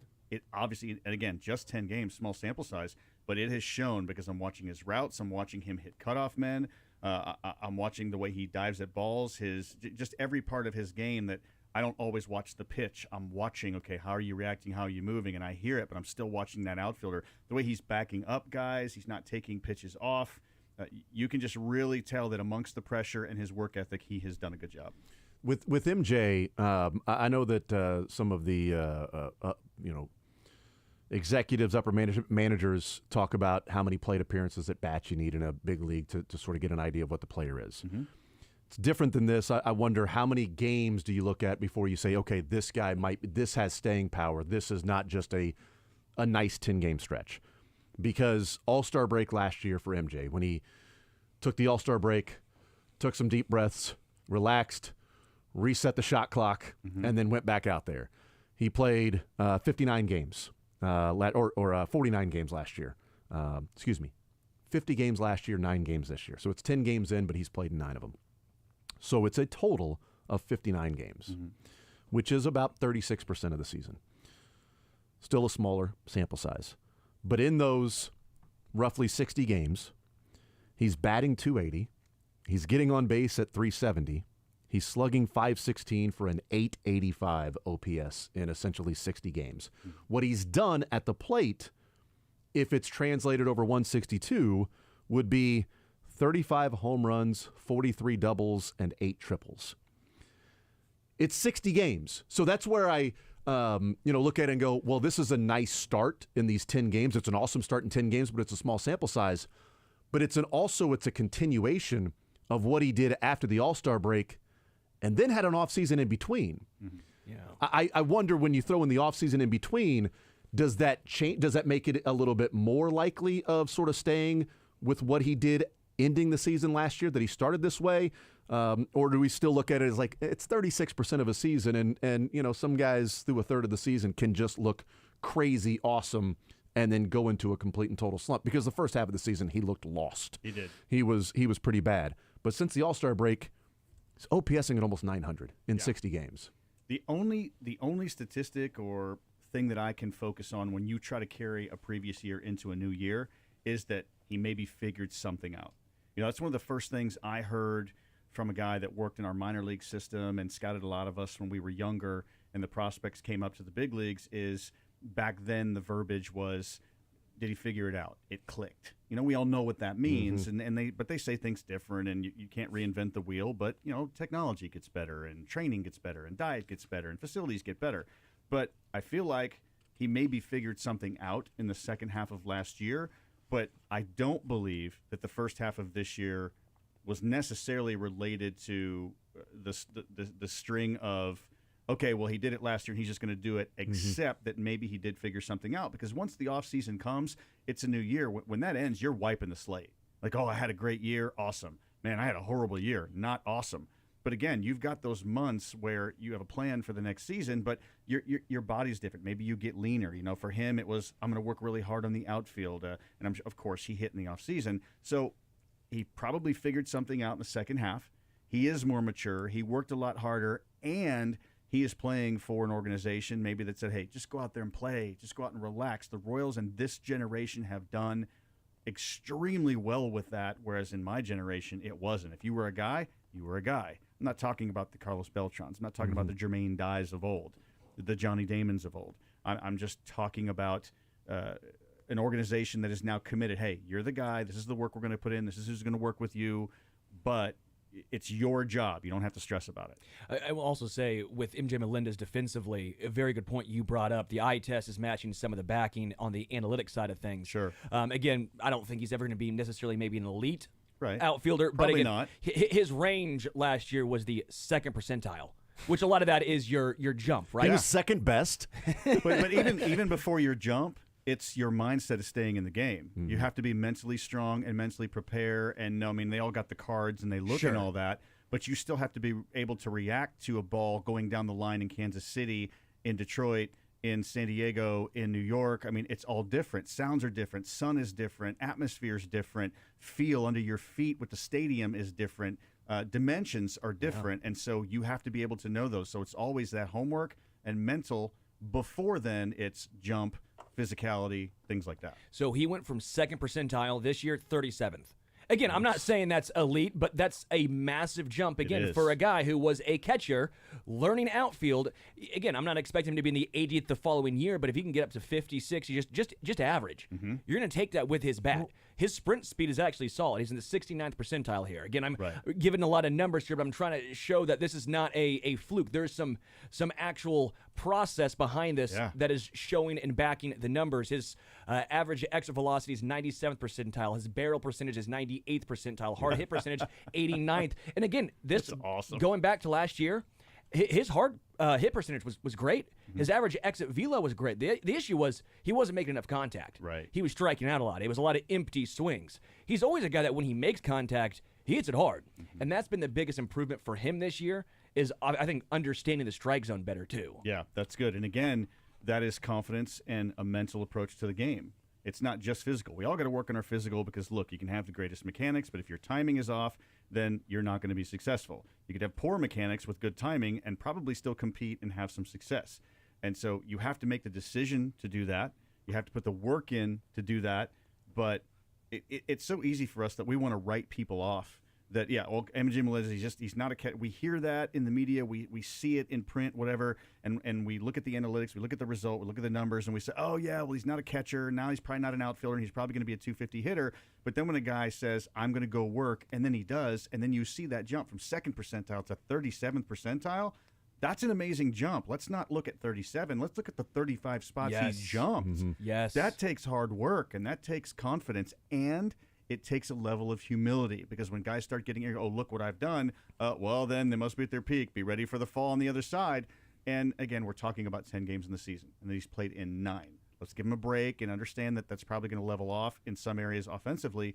But defensively, before he gets tired at the All-Star break and when it's 105 out, when everybody gets tired and hot, let's just let him go. Let's give great credit where great credit is due because the guy worked hard. And this is the result of that hard work. And the problem with him is he's not going to get a break over the All-Star break. I mean, he's going to be playing in the game. So, well, wouldn't that be awesome? Clearly. But it is like we talk about the starting staff. And one of the things that we didn't talk much about, we discussed Hunter Renfroe coming in and the big X factor being MJ Melendez, which is why I think this team is 6-4 because if MJ Melendez is an X factor and he's doing this and playing a representative left field, you don't have to be Alex Gordon, just don't be Billy Butler. And play a representative left field, which is what he's doing. How much of an improvement is that spot? You've got 4 home runs right now combined with your corner outfield spot with Renfroe in right field and MJ Melendez in left. Last year, you had over 900 at-bats between Edward Olivares and MJ Melendez in left field and right field. That OPS barely over 700 and hit a total of 28 home runs and played god-awful defense, both of them. Edward Olivares was a DH playing left field, and MJ Melendez was I don't know. He wasn't a DH because he wasn't hitting, and he certainly wasn't a right fielder. So you got brutal defense with no pop in your corner outfield. You add in the starters that we're talking about. And now you have, hey, look, it sort of looks like you got professional corner outfielders in the game. Kyle Isbell does what he does and roam the outfield, and his jumps are magnificent, and, his bat's coming along. But if you get somewhat of what MJ Melendez has done over 60 games, and you get the arm of Renfroe in right field who can run into at least 20 of them throughout his career, and if you get 45 home runs and OPSing almost 800 and playing much better defense is vastly different than a couple of DHs playing in the corner outfield spot, and one of them not even good enough to be a DH in MJ Melendez. That's a massive improvement as well. And by the way, most of the games so far in just this small sample size, again, have been at home, right? And aren't the Royals, 4th in the major leagues right now in home runs with 14? Something like that. I breezed by that stat, so I can be fact-checked in a heartbeat. Well, they also played in a place that is cavernous in left field. Yeah. That, home runs go to die. Like Hunter Renfroe hits a home run, runs into one off of Crochet.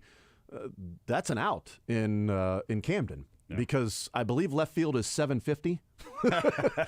I'm just guessing. I believe it's 750. I think it's 743 or something. No, there were 2 hits by the Royals. There were 2 Royals players that Michael Garcia, I think, if I'm not mistaken. By the way, the Royals are 4th. Yeah. Fourth, yeah. So there were 2 hits by the Royals that would have been a home run in 29 ballparks, but it was an out in Camden. Right. There were 2 of those that happened there. So, I mean, it just sort of, matters what stadium you're playing in when you run into those as well. We'll take a timeout. We'll come back on the other side. I want to talk about a couple things with Les Norman, breaking the norm. He's presented by truckmovers.com and First Federal Bank of Kansas City. We'll talk about some of the arm injuries that are going on. And also, Dan Hurley had a comment last night or over the weekend getting ready for the National Championship Final Four and talking about the types of players he recruits. And I heard it, and I immediately thought, I want to play this for Les Norman. So we'll do that when we come back. More Zone next.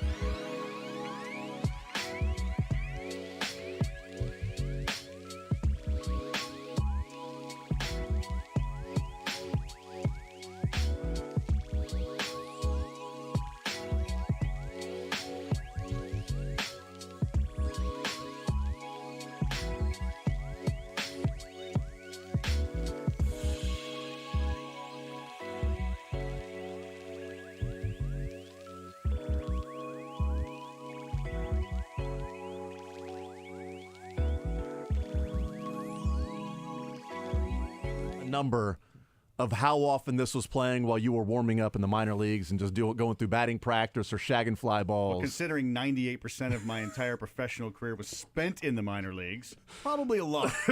I mean, I would think it'd be in the thousands. Seriously. Because it played multiple times. I can't crowd imagine. coming in. Okay, I got one for you. This song or Don't Stop Believin'? I'd rather hear Don't Stop I was Believing. going to say, Wow. for a baseball player. Bold. On loop for you. And understand, though, you don't know this about me, but Steve Perry is one of my top 3 singers of all time. Oh, I love Journey. Yeah. But well, even just his voice. But Sure. yeah, but yeah, pulling back into just the song, I would listen to it on a loop 24 hours a day before I'd have to hear this song. That's still playing in the background, by the way. It's not fading completely out. See, I can hear it. He hates Okay, it so much. okay, He fine, hates it. final one. Sweet Caroline. Or Or that. Or Fogerty. I choose to be knocked out with a 2x4. Yeah, yeah. So I no on choose both. I choose death. Yeah. I choose anything. I wouldn't go that far, but yeah. Well, I would choose taking off my sock and eating it right now. Did you boil it? Did you No, fry I'll it? eat it and I'll test eat my gut strength. I will swim to the Dominican with help rather than listen to that. That's extreme. It's very extreme, Les. I'm not sure, enough, but Jason, but had enough. I get it. I'm with you. I can't imagine. I like the song, but I also didn't go to all of those stadiums and hear it every single day. I only played it because I know Les hates it so much, and I love Les, and I just wanted Yeah. to, just. Is that how you show your Did love, you hear the Dylan? sentence? Did you hear that? Yeah, I'm like, Yeah, wait, right. I love Les, so I played his least favorite thing. We're men, isn't that sort of Yeah, how you show your exactly. affection? Exactly. I hate you. Punch. That guy really Here's loves Fogerty. him. Apparently. Yeah. So next week when I come in, before I get my headset and come in, I'm going to stand at the doorway and just kick me in the crotch. Don't play the song, just kick me in the crotch, and then we'll be good. We'll call it even. Because then I'll Would you feel rather like- have that than I'll hear feel the like, song? Oh, gosh. Now we're starting to get into thinking, I might Would you want to hear rather? the song. Would you rather? Okay, a Razor scooter to the shin. Remember those bad boys? Those things Yeah. hurt. Those things. I would, gotta I would skin take off. that. I got a would real take one. that. I got a real one A here. real one, okay. Alabama cheap seats are that song. We heard that a lot because we played in Chattanooga, but we didn't play in Chattanooga every year because I almost played in AA every year. But I'd probably hear cheap seats, but I wouldn't like it. I agree. I'd hear it, but I wouldn't like Yeah, it. I wouldn't Not like happy it, but- about it. You Suck still it dig up. green onions, though, right? Green onions, Oh, the No, they're not good. the synthesis. You hate Onions are onions. I'm terrible. talking about the song. Yeah, don't care. Play Yeah. green onions. You know what No, I'm talking you about, Dylan? Said, you said green onions, and I'm out. The Guys, I'm leaving. of, That's uh, it. I'm done. organ. I've shut down. The I've, organ. I've emotionally shut down. I'm no longer involved in the conversation. I've shut down. Les Norman is our guest. For now. Yes, that's right. So Hear that song again. there are pitchers that are being shut down all over baseball. We're Well seeing that Yuri Perez going under the knife. Shane Bieber is going to have Tommy John. Spencer Strider, we'll see if he's going to have Tommy John. He's got damage to the UCL. It's no coincidence that 2 of those 3 guys are on my fantasy team, but whatever. Rough start. Is there, people are trying to figure out what's the deal. MLBPA comes out, and Tony Clark, it's about the pitch clock. Major League Baseball is, no, it's the pitcher's fault. Everything's max velocity. We've heard people talk about the sticky stuff is now taken out of baseball. So was it Garrett Cole that talked about I've got to grip the ball even harder, which puts even more pressure on my elbow because it's having to hold the ball, harder. Is it, different, a lot of different things that go into it. What do you see and what are you thinking when you're seeing so many of these pitchers and obviously velocity as well? So many of these pitchers that are going under the knife, and Tommy John and Spencer Strider might have his second here this year. Thank goodness that he pitches near a time where technology is better. You can have 2 Tommy Johns and still pitch. I think wasn't Cole that, Riggins. Yeah, didn't Joaquin Soria go through that too? Back in the not day, sure, to be honest with I you. thought he did, but maybe I'm wrong. But guys can survive that. I mean, I remember playing against a guy named Steve Carsey who came up with Toronto and ended up pitching for the Yankees, and he was like low 90s. Came back from Tommy John, traded over to the Yankees, and he was now a starter throwing 97, 98. And so I think there's so many things that contribute to it. I even read something the other day that they're starting to talk about well, kids in these baseball tournaments, your dad and the little man's growing up to be a big man, and if he keeps going in baseball and he's a pitcher, there's guys that will pitch one game and then play shortstop or catch the next game, and in Championship Sunday they're playing 3 or 4 games, and some tournaments even 5 games, and it's too much. And so, and I think it is. And I know that some years ago when I interviewed Dr. Andrews on my show, he had talked about guys throwing curveballs too early. I don't know if Spencer Strider, Shane Bieber threw curveballs too early. All I know, they're specimens. If you look at them, Spencer Strider, his lower half is so strong, tree and trunks. Yeah, but they're very lean, and they work out and they eat right and they take care of their arm, and they don't lift super heavy as far as a bodybuilder. They keep their elasticity and they stretch and they're elongated when they throw. But then we were talking in the break too about sometimes with mechanics, if a pitcher takes his arm back and his fingers are on top of the ball, in that position, it rotates your shoulder, your capsule forward, and you can't throw like that. So eventually it's going to have to release right at that moment where you're snapping it back and then snapping it forward. And so look, the human body can only take so much stress. It wasn't built to throw a baseball 99 miles an hour, or back in the day, 89, 90 miles an hour. But guys are really good at it, and with technology and with medicine and with diet and nutrition and just working out and all of that, the physiological part of it, we're learning to elongate those. But again, you could have a guy that, we were talking about Trevor Bauer joking around earlier. He doesn't have the greatest mechanics either, and he's still out there throwing. There are guys in the big leagues that don't have the best mechanics that are throwing and never get hurt.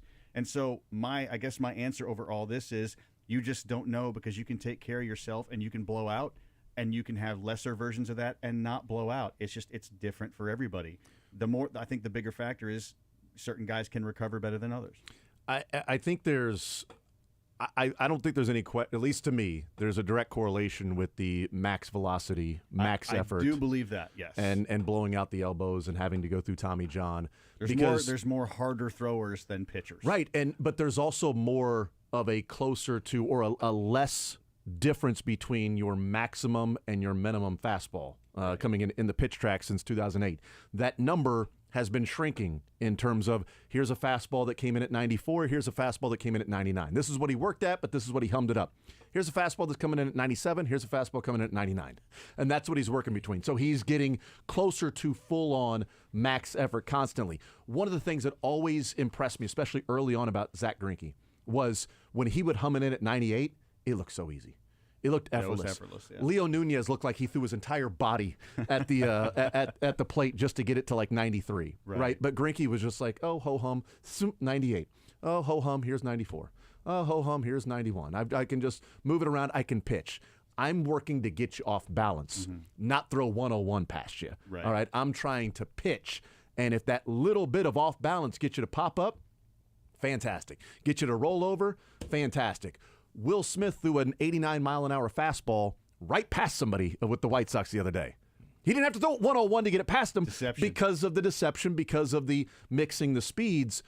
And that, to me, is we've seen since the pitch track started in 2008, and they started really studying it, they're seeing the max velocity of just the fastest throw in baseball has been roughly the same, anywhere from like 102 to 105. Aroldis Chapman's 105.7 is still the fastest pitch on record. And that happened in 2016. That's still the fastest. It's 2016. But what we're seeing is the average mile per hour fastball in baseball has continually gone up. It's gotten closer to the max. So the max fastest somebody has thrown is right around the same going back to 2008. All right. So we're not getting to the point to where you're actually throwing it harder and faster. They're just doing it closer to that on an extreme every pitch level. And eventually you're going to break down if that's the case. They also did a study where it was looking at breaking balls, right, as what you were talking about, Sterling, with breaking balls and cutters. You had mentioned that yesterday, and talking about the torque and what it does to the arm. 85 miles an hour is the study they did at the sort of the sweet spot for breaking balls. That above 85 miles an hour is when it sort of increases maybe your injury risk, but it also makes the ball move a lot more once you get above that. In 2023, pitchers threw nearly 44,000 more breaking balls above 85 miles an hour than they did in 2008. Wow. Yeah. Well, let me- 44,000. The hard slider. The hard Yes. slider, hard everything, hard changeup. The I mean, I'm throwing a sweeper, changeup yeah. at 80 The at 90 split, miles an hour. The splits. Yeah. All that. Let me bring this factor into it because we're reading and we're hearing and we're talking about, is it mechanics? Is it how often you play? Is it body type? it pitch clock? Is it pitch clock? And that is a big one because I can't argue with it because I'm not a pitcher. It just annoys me. But regardless of that, if you guys in your chosen athletic profession, if you could do this, you're probably going to play 5 years in the sport that you two want to play in, and you're going to make $3 million over that 5 years. But if you throw harder, you might play 1 or 2 more years. You might not, but you're probably going to make an extra $10 to $250 million. Yeah. How hard are you going to throw? Yeah, that's what. What are you gonna do? That is absolutely the dilemma. I would rather play 3 years and air it out and make $250 million than pitch for 10 and make $30 million. Okay, Jamie Moyer. Exactly. No, he's obviously different. Yeah. I mean, Greg You got- Maddux, the you got same 200 thing. I you mean, got 200 guys battling for one spot. absolutely. Are they going to get There's the guy so with the much more pressure and Yeah. so much more money? I got to compete. If these guys are throwing 97 and I'm really good at 92, but I can also throw 97, well, I'm going to try to throw 98. Because I'm competing for that bullpen spot, and they're probably bringing up the guy with the stuff. Yep. And this guy's got great stuff. Okay, well, that's because he's working 97, 98. I feel like I'm better than him. I'm working 92, but I'm not getting noticed as much maybe because the stuff isn't there. It's not Right. popping off the charts. Two things. I'm going back to this. I want to hear your thoughts on this, Les. Frank Jobe, the creator of the Tommy John surgery, he should be in the Hall of Fame. Agreed. Sorry, because and here's another reason why. This is according to Wikipedia, so take it as you will. The procedures become so prevalent that an estimated 1/3 of all major league pitchers have undergone it. Yeah, that's about right. Think of that. Seems about right, yeah. 1/3 of all major league pitchers, estimated again, have gone for Tommy John surgery. It's crazy. It used to be you're done. Like it used to be, sorry, your career is over. But now, as you even mentioned, some guys that were throwing 92 before it, they come back and throwing 96, 97. Verlander's 41. Yeah. How many has he undergone? Well, I just that's the Spencer Strider thing scares me because he's already had a Tommy John surgery, and we see guys with multiple Tommy John surgeries before, and Spencer Strider's humming it in at 100, and then all of a sudden he dropped down to 94, and it was like, okay, something's wrong. He was getting hit around. I'm an optimist, but I'm also a worrier that it's one of the reasons why you and I talked earlier this spring about, are you concerned about Reagan's humming it in there at 101 in spring training? Because I don't want Reagan's working 101. Yeah. I want him pitching and not just throwing. And and he's good, but even though he's had 2 Tommy Johns, doesn't mean he won't have to go and have another one. Right. And that's scary. We also don't know if that's max velo for him. Well, I agree. We don't I know would- if that's If him just 101 ain't max velo, then he's on a different level. Sure. No. But I'm saying, like, could he hit 103? And it wasn't like he was consistently at 101, but it he was was one 100. pitch. It was one pitch But that like- hit 101. It was still scary to see that. You know, it's not cool to me. Sorry, it's not cool to see 101 with my starting pitcher. At one point, it was cool to see that. I'd rather him be 96, 99, 99 when he has to get it up there, but work 94, 97, and he's got such good stuff everywhere else that I don't think he has to just hit 102, 101 just to be an effective pitcher. He doesn't. He's that good. And you even mentioned it, though, right there. Spencer Strider normally sits at 100, unhittable. He dropped down to 94. What happened? Yeah, well, He got shelled. Yeah. Like Yeah. That's baseball right now. Is hitters have adjusted to 94. 94 was the outlier. You saw Dontrell Willis, you go, oh my gosh, this is the outlier. And then all of a sudden, 94. Come on, Well, that's getting shelled. Right, but look at older movies like Major League and also Rookie of the Year. Like Major League Wild Thing came in, it was zoom, 98. Right. Oh my God, he's throwing 98. He's going to kill somebody out there. Rowan Gardner, zoom. Look at that. That was 90. He hit 99 on the gun. We've never seen this before. Then Chapman's 106. We see Tennessee's got a pitcher throwing 104. Yep. It's just it's absurd. But yeah, I don't think it's going to stop anytime soon. No. And it's scary for the guys that have crazy stuff because Spencer Strider looked like he was huge and built and was a guy that looked easy, that he was humming it in there, and then he breaks down again. It's just I'm a worrier with that that's how you derail a season is when something like that happens. Yeah, and I just Cole is a guy that just has such amazing stuff. I just think there's too many factors. You're never going to know exactly Yeah. what it is. Yep. There's just Yeah. too much going on. The idea is, can you want guys? You think the common sense is, well, just back off a little bit and extend your career. Tell the most elite athlete in their profession that. Go Yeah. tell them to their face, hey, you need to back off a little bit when you have hundreds of millions of dollars staring them in the Yeah. face. And so it's an epidemic, but I don't see it ending anytime soon, because you always have the example of guys that don't blow out, that are getting those big contracts and that are doing well. Well, and not just that, they come back now. It's Yeah. no longer you're done. It's okay, I have to sit out maybe a year and a half, Right. and then I'm back. And you're still getting paid under the contract, a lot of That's these right. guys either way. So they're like, what outside of a actual surgery and the pain to come back, you're still getting paid. You're still on the team. You're most likely going to come back just as strong. Why wouldn't you? We'll take a timeout. We'll come back, and I do want to play this clip of Dan Hurley for Les Norman just to get his thoughts on that. We'll take a timeout, come back. More Zone next.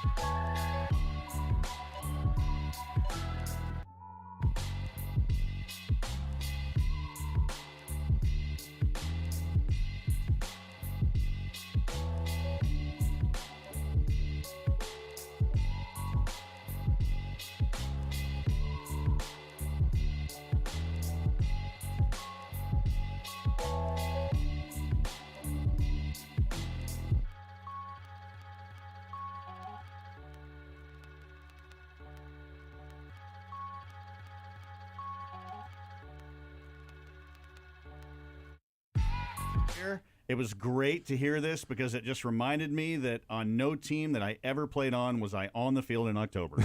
I was just listening at home, and that was okay. That's all right, I guess.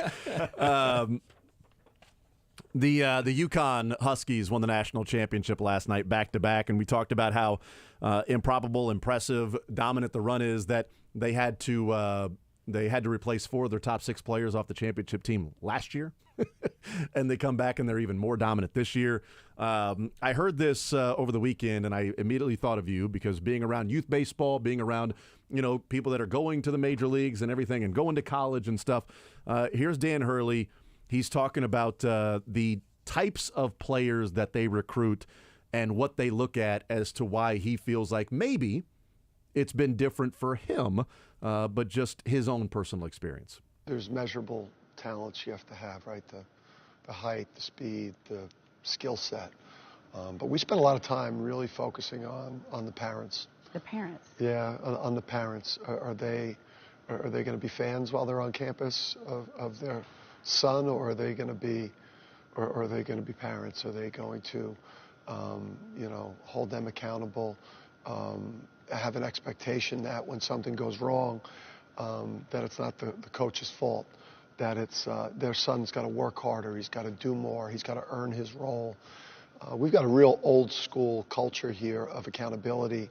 I'm an old school coach in terms of the tone I take with my players in practice, the expectations with effort, the focus on winning and we over me. Like, what does that mean? Have they played on 7 different travel teams? Have they transferred to 4 or 5 different high schools? When you talk to the parents in the recruiting process, are they constantly complaining about the coaches after a bad game, or are they, sending you a text or you having a conversation, where their son has got to do more, he's got to play harder, he's got to work on his skills. They tell on themselves, they drop hints, and you've got the wrong type of kind of people in that inner circle around your players. They'll sink your program. What do you think, Les? I think that clip needs to be played for every youth team, every high school, every college, every an aspiring professional player. I mean, he's dead right. I mean, just in coaching baseball, I've had some great teams, but I go back, and I wasn't a perfect coach either, but, 2 things I wanted them to understand. They were created with a gift. Life could be a lot worse. They were created with a gift, and so we should glorify God in that. Play hard all the time and have fun while you're doing it, because if you're not having fun, let's just not do it. And so those 2 had to combine, and you hear this tongue-in-cheek all the time where people would say, oh, the kids were great, it was the parents. Mm-hmm. Well, not every kid is great, and not every coach is great, and I'm not perfect, but parents the parents he's talking about can make it really hard because they're raising their kid a certain way, and when that kid comes in and if they're complaining a lot or they're passing the buck, and you can create problems within a team, and that just permeates through the whole thing. A little bit of bad yeast works through the whole dough, right? And so I love that clip, and I hope a lot of people hear it. When I worked for the 76ers, there was a player whose dad was very involved. And this is in the NBA. Wow. So this is NBA now. I don't want to name the player, but he ended up getting traded. He was a very high draft pick. Was he the number 1 overall pick? He was not. And it was not narrowing it down. No, but and it caused a lot of issues in the organization. There was a lot of back and forth because the dad in the NBA was getting involved. And no, it was not LeVar Ball either. That's not but like that's a real issue that teams, not just college, high school, little league, but even into the NBA and professional sports, they have parents being, oh, why isn't he playing 48 minutes? Why isn't he doing? Why is the offense not going through him? It's an issue. It has to start early. I am not patting myself on the back with this at all. It's just sort of the approach that I've taken with my son. He's only 8, but he was in Indianapolis a couple of weeks ago with his mom watching Western Kentucky. Yeah. His team had a tournament on Saturday and Sunday. He didn't make it back for the 2 games on Saturday.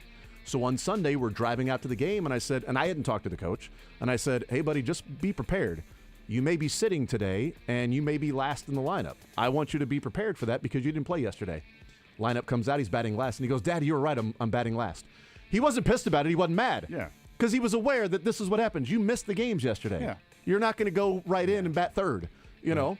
But, you know, again, not to pat myself on the back or anything. That's not what I'm trying to do. I'm saying it can start earlier. Yeah. It can start earlier besides just, you know, high school and stuff like that.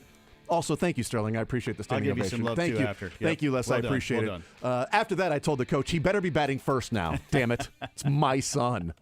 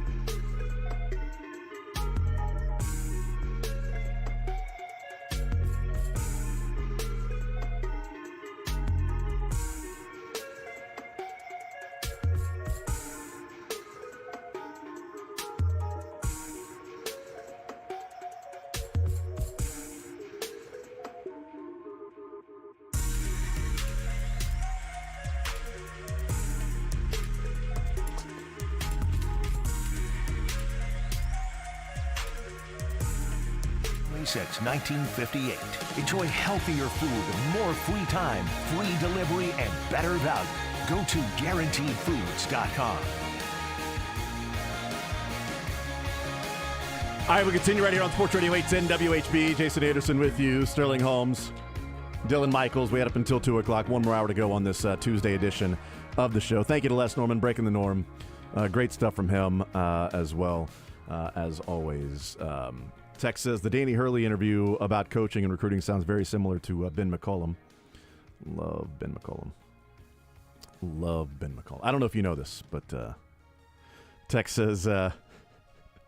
Man, Billy Butler taking strays for no reason. That was earlier in the show we were talking about, you don't have to be Alex Gordon in the left field, just don't be Billy Butler.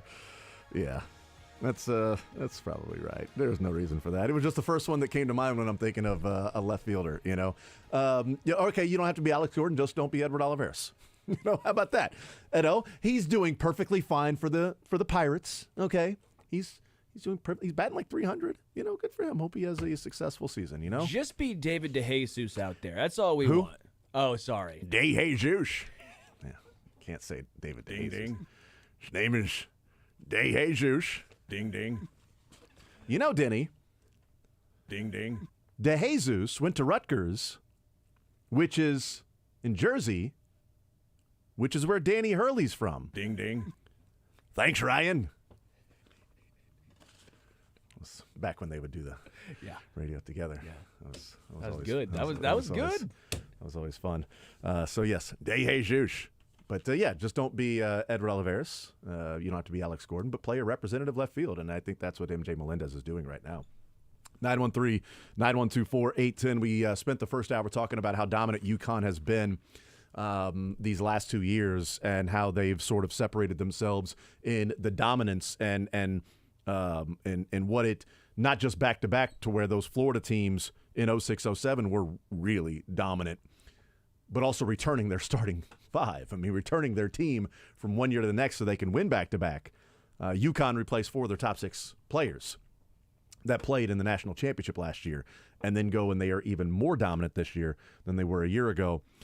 Here's Danny Hurley after the game was over talking about college basketball and what UConn has done in the last, 25 years or so. UConn's been running for the last 25, 30 years. UConn's been running college basketball. And I see all the former champs over there. And we've been running college basketball the last 30 years. Let's go. Men's and women's, they have. You want to talk about basketball school? Kentucky's a basketball school. Kansas basketball school. UConn is the basketball school. Yeah. Men's and women's. 6 national titles on the men's side, and I don't even know how many national titles on the women's side. You start to lose track. Just since 99, right? Since 99, 2000, since Jim Calhoun won his first one. I don't even know how many Gino Auriemma. 11? Yes, actually. They have a record 11 NCAA Division I national championships and a women's record 4 in a row from 2013 to 2016. When did the first one happen for Gino? Let me pull it up. Yeah, pull it up if you can. Because combining that with the 6 for UConn men's, they are the basketball school. So Gino got there in 1985, 95, 2000, 2002. So 95 was his first one? So since 1995, UConn men's and women's basketball has 17 national championships. Come on, Missouri. They are. Just give me one. One Final Four. Are you kidding me? What do you mean one? What do you mean one national title? Look at you being all spoiled over there, wanting a national title. I'll take a final.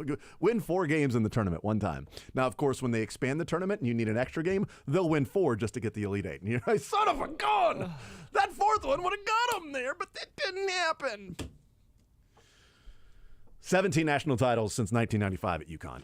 It's unbelievable. Unbelievable what they've done. They are the basketball school. They are absolutely a blue blood. There's no getting around it. There's no doubting it. There's no debating it. I don't care if somebody wants to debate it. I won't spend time doing that. I don't care what your definition of blue blood is. If your definition of blue blood does not include UConn, then change your definition of blue blood, because they are the premier college basketball program right now, men's and women's. The premier program.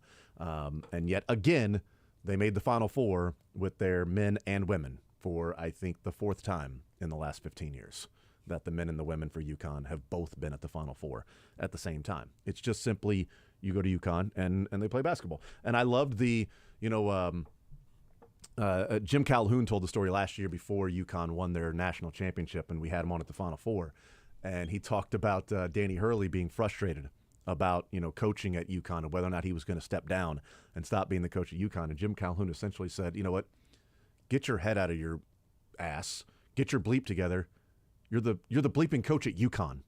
All right? Figure it out. You're the coach at UConn. And he did. And he's been really, really dominant. And the program's talked about, in January of 2020 when Danny Hurley called a shot and said, better get us now. Better get us now because we're coming. We're coming. And they absolutely have been. And they've been really dominant. Some of the things that we talked about, the dominance, back-to-back champions with wins all by double digits. This UConn team and then Kentucky in 1948 and 49. the only back-to-back champions winning every game, and UConn played 8 more games. Kentucky teams winning all of their games by double digits. The largest margin of victory in tournament history with 23.3 points per game margin of victory, and the largest total point margin of 140, breaking the record set by Kentucky in 96 of 129. And Villanova with 124 and Duke at 123. So the previous record was 123, 124, 129, and then UConn was like, let's do 140. So, yeah. Tex says basketball existed for 100 years before they even had the sport. They can never be a blue blood. Yeah, they can. Oh, yeah, they're a blue blood. They're a blue blood. Change your definition then. So, a billionaire that becomes a billionaire tomorrow is not a... Nope. Okay. Not a No, billionaire. he's still a That's millionaire. right. It's still a a millionaire. 100 millionaire, Nope, actually. nope. Gotcha. Because you have to be a billionaire in long 1970 or 80. Because that what is that the definition of the blue blood, that you got to be successful in the 60s and 70s? Cool. How about this? You still call Indiana blue blood.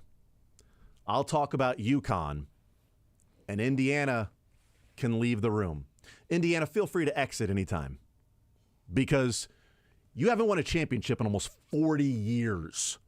But they're still put in the conversation of blue blood. Why? They blew their money. It's again, Why? it's oil money. They blew all their money. They're like, no, we're still here. BLUE? Yeah, they're a Blue? BLEW blood. They're Okay. a blue blood. They're blue blood. I love that. They're a past blood, okay? They are no longer in the blood category, okay? And you don't understand. I have a lot of family in Southern Indiana. This hurts me to say. for them. They are big Hoosiers. I grew up playing basketball. They have tattoos. I have family members with tattoos of a flaming basketball on their arm that says, "Who's your daddy?" Well, that's their fault. HOOSIER daddy. You know how much it pains me to say that they're no longer a blue blood? They're now a blue blood, BLEW blood. Yeah. It hurts me, but it's true. Almost 40 years ago. I'm unbiased. I mean, well, if you had to win a championship when there were 8 teams in the tournament. If you didn't win a championship when there were 8 teams in the tournament, then it doesn't matter the fact that you have 6 with 68 teams or 64. See, since they expanded the tournament to its current iteration of at least 64 play-in game, but then we look at the bracket where you got to win 6 games to win it. If you have your championships only with that, then you can't be a blue blood because you needed to win a championship or go to Final Fours when it took 1 win to get there. Exactly. Yes. San Francisco blue blood. They won in 1948 and 49. Yep. Yes. Yeah. Yeah, I agree. I lost my train of thought, to be Yeah, honest. way to But go, I- Sterling. That's my fault. Way to go, I had Sterling. to get I in mean- that San Fran dig. Yeah, and- way to go. Bill Russell is like, yeah, thank you, Sterling. But at least Bill Russell's happy about that. I And Todd remember. Golden. So we can't count the championships that happened before the expansion, but that's the only way you can be a blue blood. right. Am I following this right? From all I the guess. people? I don't know. I mean, just, to me, it's not really. I feel like however you got it's it. weird. I said it's not worth debating, and then we're doing it. Well, So, we're I all mean, on the same side. We're just debating. I know, the right? wrong side. We're all on the same side. Right. It's like we're debating, and it's like I don't know. I don't even care. Whatever the definition is. Well, you do it's care a fine. little because we're talking about it. Well, yeah. I mean, I care because I think they should be included in the blue blood. If somebody doesn't think that, then that's fine. Whatever. I should just move on. agree. And they can have that opinion. No big deal. What I do care about is the fact that Charles Barkley loves watching the eclipse. And we heard that last night. Clip number 2 here. And this was at halftime. And this was the fellas on the set and talking about the blimp for Charles Barkley. He had his blimp and also the eclipse. I thought I was watching it, and I thought it was maybe the Chuck blimp that got in the way. Hey,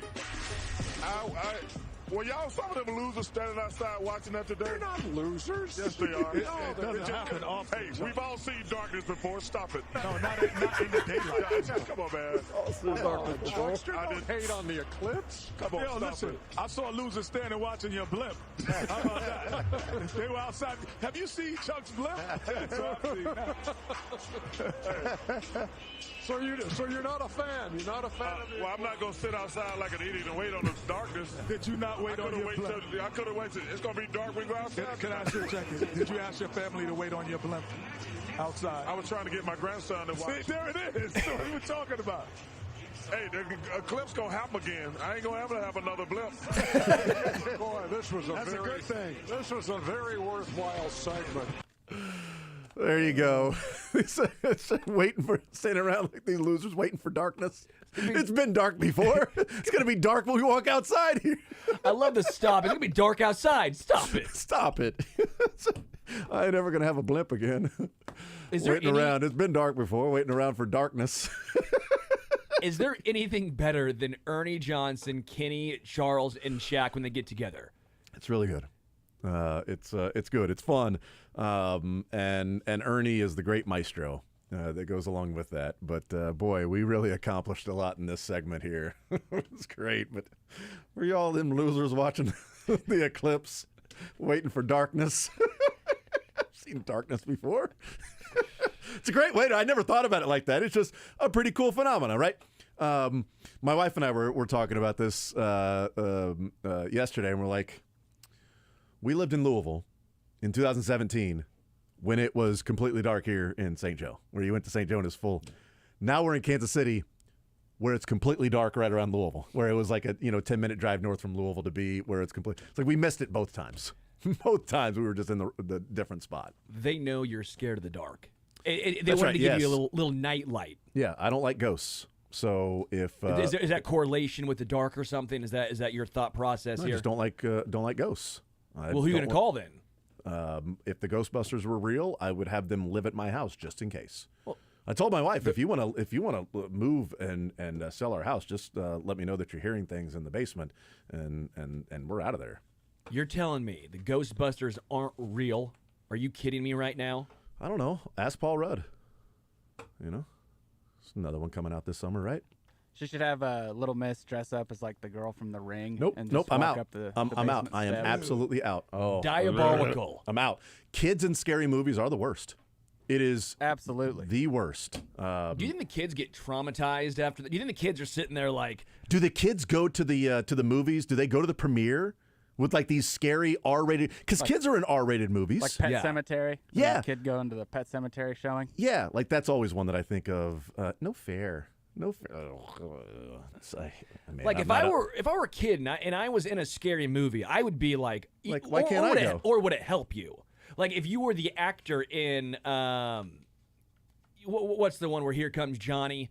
And The Shining. The The Shining, Shining. yeah. Like, there's two kids, and that's creepy. But, like, when you're actually filming, it's probably not that creepy. So, or The Exorcist or something like that, And you're like, well, no, this is obviously a movie, everyone. Like, it's like the 6-year-old is telling the adults, Yes. like, why are you Ooh, scared? Here's how we did this special effect. Yeah, here's that's how what we I'm did thinking. that. Oh, that's so. Hey, you look so much different without all that stuff and gooey ridiculousness on your face. That's weird. Oh, you're not taking an axe to the mannequin over there. That's really cool. Yeah, no, it's good to see you. Good So to maybe see you. those kids are the most well-adjusted to scary movies. Maybe. Huh? Maybe Yeah. I don't know. I'm not sure. It's never been my genre. Yeah, I always heard child stars are the most well-adjusted people. So Okay, hear me out. Typically, Disney child stars, we've had some issues. Scary movie child stars, how much have we heard of? Oh, okay. Wow. All right.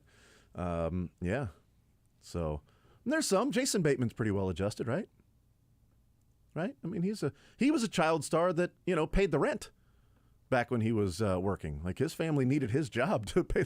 So he might be one of the few that's like, is well adjusted, was a star since he was a child, and he was the moneymaker and the earner for the family, that if he didn't work, they didn't have a house. Well, there was one family with a man who needed to keep it all together. This is Arrested Development. That's exactly right, yes. But there are plenty of other of the child stars. You are right about that. Let's take a time out. We'll come back, and we are going to get the bracket of sound. We're going to eliminate some teams, and then the champion in our bracket of sound. We'll do that next.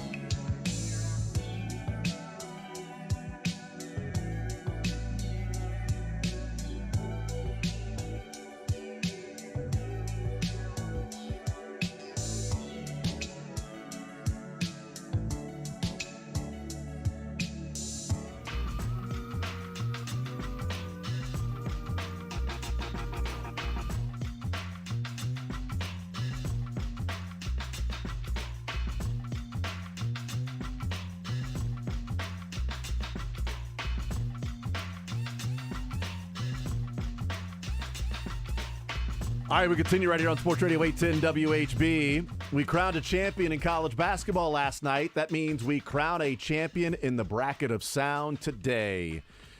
And to do that, we look at the teams that lost on Saturday night and, of course, the team that lost last night.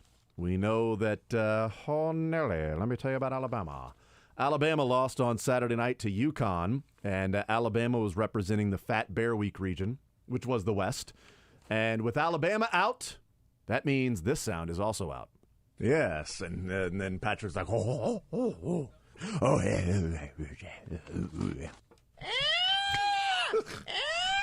It is an awful sound. It's kind of like a baby, too. Kind of sounds like, yeah. It sounds like an old lady screaming. Rawr,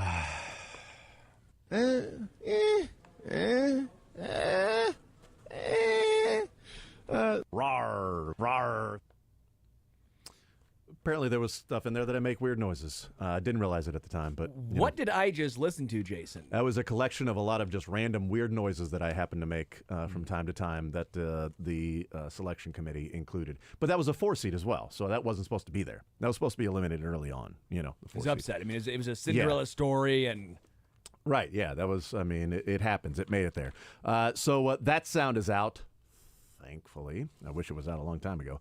But on the other side, we had Purdue facing off against North Carolina State, and NC State was done. This is also a team that made a magical run, so it wasn't supposed to be there. But here's this sound that was connected to North Carolina State. It is eliminated. My mom just texted asking if you have a dead body in your house. That's what I wondered. Yeah. I thought the same thing. I mean, I thought, did my wife kill something? Because I didn't. Because if there was a dead body in the house, I would know. I'm like, oh, no. Darn it, it's starting to seep. We had an outbreak of flies in our unfinished part of the basement, cluster flies, and I was trying to figure out what was going on, and that's where Josh's mom said, do you have a dead body in the house? That's why I was wondering if my wife did it, because if we had a dead body, I would know if we did from me. I would know that. I'd be very aware if I was... But you wouldn't admit it, though. That's exactly how you would react. That's a great point. Yeah, that's what somebody who's got a dead body in the house would say, is that they don't have a dead body in the house. Yeah. That's a great point. Yeah, good point. We move on from that because I don't want to be arrested anytime soon. Last night, UConn knocked off Purdue. Man, if for nothing else, this sound winning it would have been great for Purdue to win. But Purdue lost, and that means this sound lost as well. From the beginning of this case, folks, the government has been blitzing, and Xavier's pocket was collapsing. But today, Xavier stepped into the pressure. He took responsibility for his actions. He stood up in court, humble and repentant, and admitted what he had done. Now, if I know anything about Xavier, and if the Chiefs Kingdom knows anything about Chiefsaholic, besides how to pronounce his name, we know that he doesn't give up. We know that if he stumbled and he fell, he didn't let his knee touch the ground. And that's because he's capable of doing a great thing. And he knows that there's still hope. We still have a lot of work to do on his case, but Xavier wants everyone to know that he loves the Chiefs Kingdom. Good for him. He loves Kansas City. Cool. And he hopes that you'll rally to his support. Nope. Thank you, and God bless. And you too. Did he expect people to hold up signs like they're at a Chiefs game? We're rallying to his support. And also, I'm not going to rally to his support. If you saw the judgment that came out yesterday, that in the civil case, he owes $10.8 million in damages to Peyton Garcia for inflicting bodily harm and then also the emotional distress. So we have fun with that, with him and his being a dumbass. But also there's real consequences when it was like... From the beginning of this case, folks... Victimless crimes. Well, no, Peyton Garcia, he awarded $11 million for him. So that's also somebody that's a part of this. But also, good God, man, just have a statement about what Xavier and Chiefsaholic and the case and him, pleading guilty. But Jason, his knee didn't touch the ground. Okay, when the pocket was collapsing. Yeah, they were blitzing. They were When he was getting surrounded at the banks, allegedly, he allegedly ran away, and he didn't give up. And he didn't give up. Which is why he's in the position that he is. He did not give up. He then escaped and then was on the run because he refused to turn himself in. He was not going to give up. And maybe his knee should have touched the ground because then he could have maybe avoided more time if he wasn't on the run. I have no idea. And if he knows anything about Xavier, it's not how to pronounce his name, because I think he used 3 different pronunciations there in that as well. So that sound is gone. Purdue was gone. UConn, back-to-back national champions, and UConn came out of the East, and it was the In My Swiftie Era region, and the number 1 seed, considering what this past almost year has been like in Kansas City. It was this sound. Your national champion is this winner, this sound. We got to talk about it. Yeah, my personal life, that's not so personal. Yeah, well. I did this to myself, Jason. I know this. Well, Trav, how's it feel that Taylor Swift has finally put you on the map? I just thought it was awesome how everybody in the suite had nothing but great things to say about her. You know, the friends and family. She looked amazing. Everybody was talking about her in great light. And on top of that, the day went perfect for Chiefs fans, of course. We script it all, ladies and gentlemen. But to see the slow motion chest bumps, to see the high fives with mom, to see how, Chiefs Kingdom was all excited that she was there, that was absolutely hysterical. It was definitely a game I'll remember. That's for damn sure. And then we just slid off in the getaway car at the end. Can I try one that's not about the Cowboys?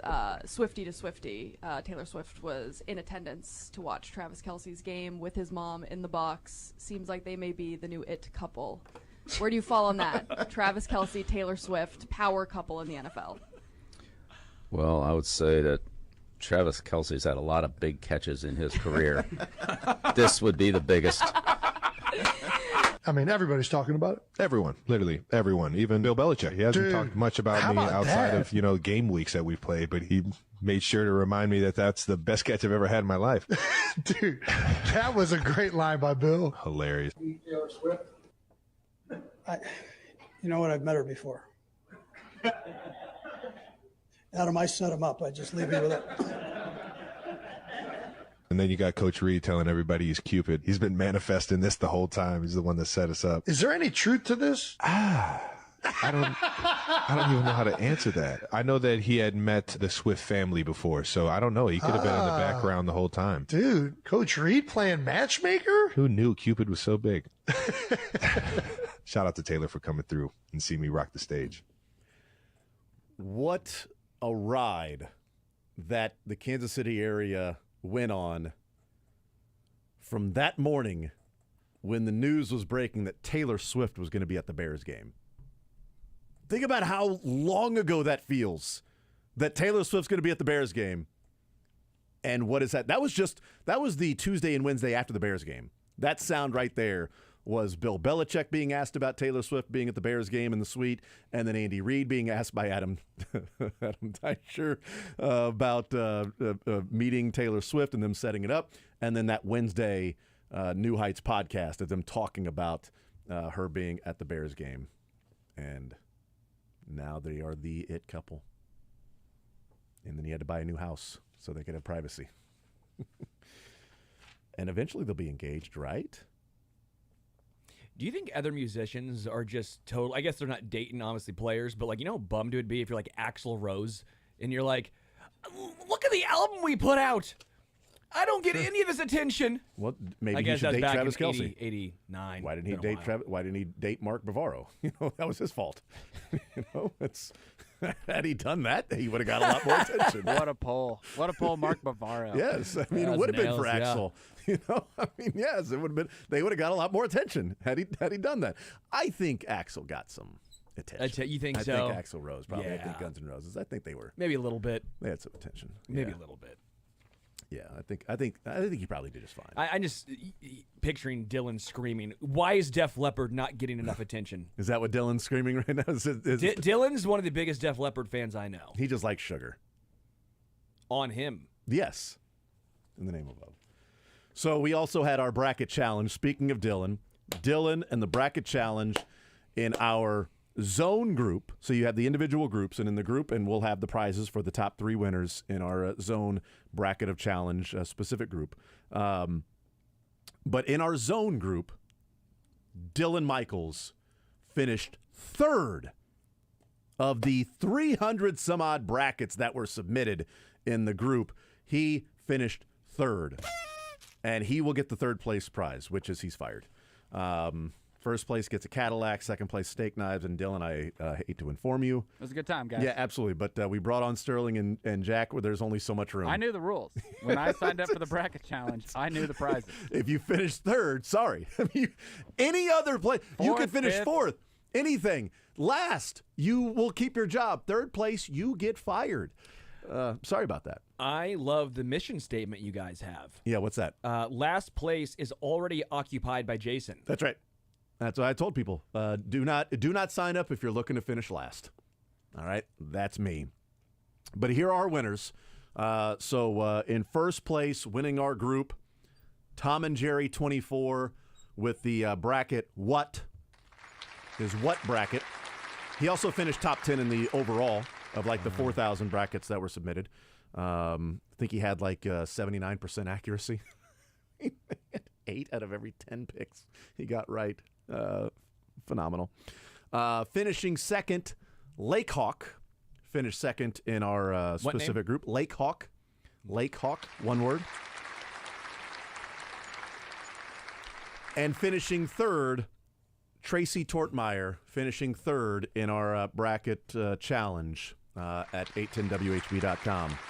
Unfortunately, just missing the cut, finishing 4th, was Cougar Magnet 69 with his bracket called Sweaty Balls 69. He finished 4th. So that is unfortunate, just outside of the top 3. So there you go. Tom and Jerry, Lake Hawk, and Tracy Tortmeyer. And really Dylan, and then Tracy, but Dylan can't win, so everybody moves up one spot. So there you go. Sorry, Cougar Magnet. You were so close. So close. Maybe it should be Bracket Magnet. Big BYU guy, huh? Yes, that's exactly what it is. Assuming big BYU and Houston. Yeah. Big BYU and Houston fan, and was born in right before 1970. Born right in 1969. Loved John Mellencamp, too. That's probably why it's Cougar. That must be why. Yeah. That's the only Big thing John I can think of. Mellencamp That's guy. the only thing I can think of, yes. So there you go. We'll take a timeout. We'll come back, continue rolling. The Royals and Astros get set for a big series, at least from the Royals' perspective, a big series. And I do want to know why it's been 24 hours since the report of, quote, Calipari is finalizing a deal with Arkansas. Why are we still waiting? I got my thoughts next.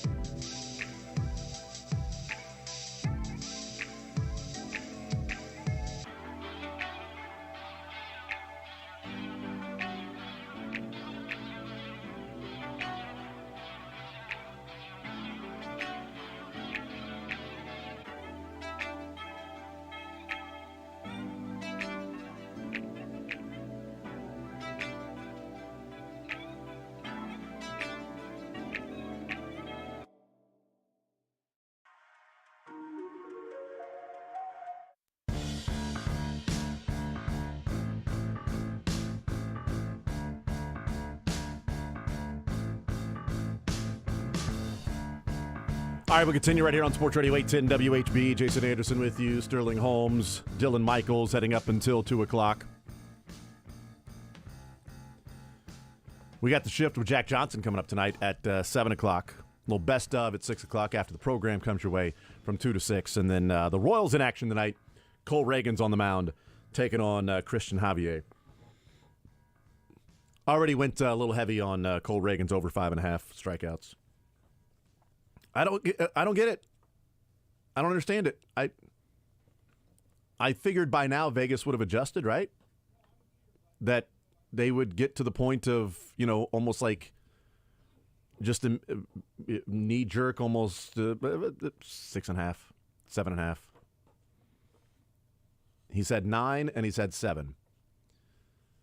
Now, well, it's the Astros. A little better lineup. Okay, we'll see. But yeah, 5.5. I'll go ahead and take the over on that one. And maybe I lose and look like a dummy, and Vegas is so smart. And they are pretty smart. But we'll see. I believe in you. You're going to stick it to them. That's right. It's about time. Stick it to the man. Stick it to Vegas. But there's one thing that people have wondered is when Jason will be able to go and beat Vegas. When Jason, people, you know what? Tout. I mean, come on, follow. Don't fade. Follow. I'm about to stick it to Vegas with the huge amount of money I just placed on Cole Reagan's over 5.5. By huge amount of money, that's not a correct term. Huge amount of money is relative. Huge amount of money maybe to my son. It's huge amount. Dad, I got $5. Yeah, heavy. Come on, 2 units on Cole Reagan's. Let's go. Over 5.5. 913-912-4810 is the text line to be a part of the show, part of the conversation. I do have my questions for what's going on in college basketball that Dan Hurley, if you did not hear, go ahead and play this again because it is connected to our conversation around the college basketball opening that we think will happen at Kentucky. Dan Hurley, clip number 10. Dan Hurley, this was post-game last night, and everybody got their questions in, which is the way to do it. Everybody gets their questions in about, this team and how dominant they've been. And then the last question, because the person that's going to ask it typically lets them know, hey, I'll be last. I think this one was Dan Wolken that asked the question about, hey, there's an opening at Kentucky. And the last one asking the question. Here's that when Dan Hurley's response when asked about the opening at UK. Conversations with anybody else that might have a job coming open tomorrow. Yeah. I don't think that's a concern. My wife, you should have her answer that. Yeah. We can maybe arrange a press conference for Mrs. Hurley in the morning. Congratulations, Coach. Yeah, thank you. Yeah, she'll answer that question better than I can. Yeah.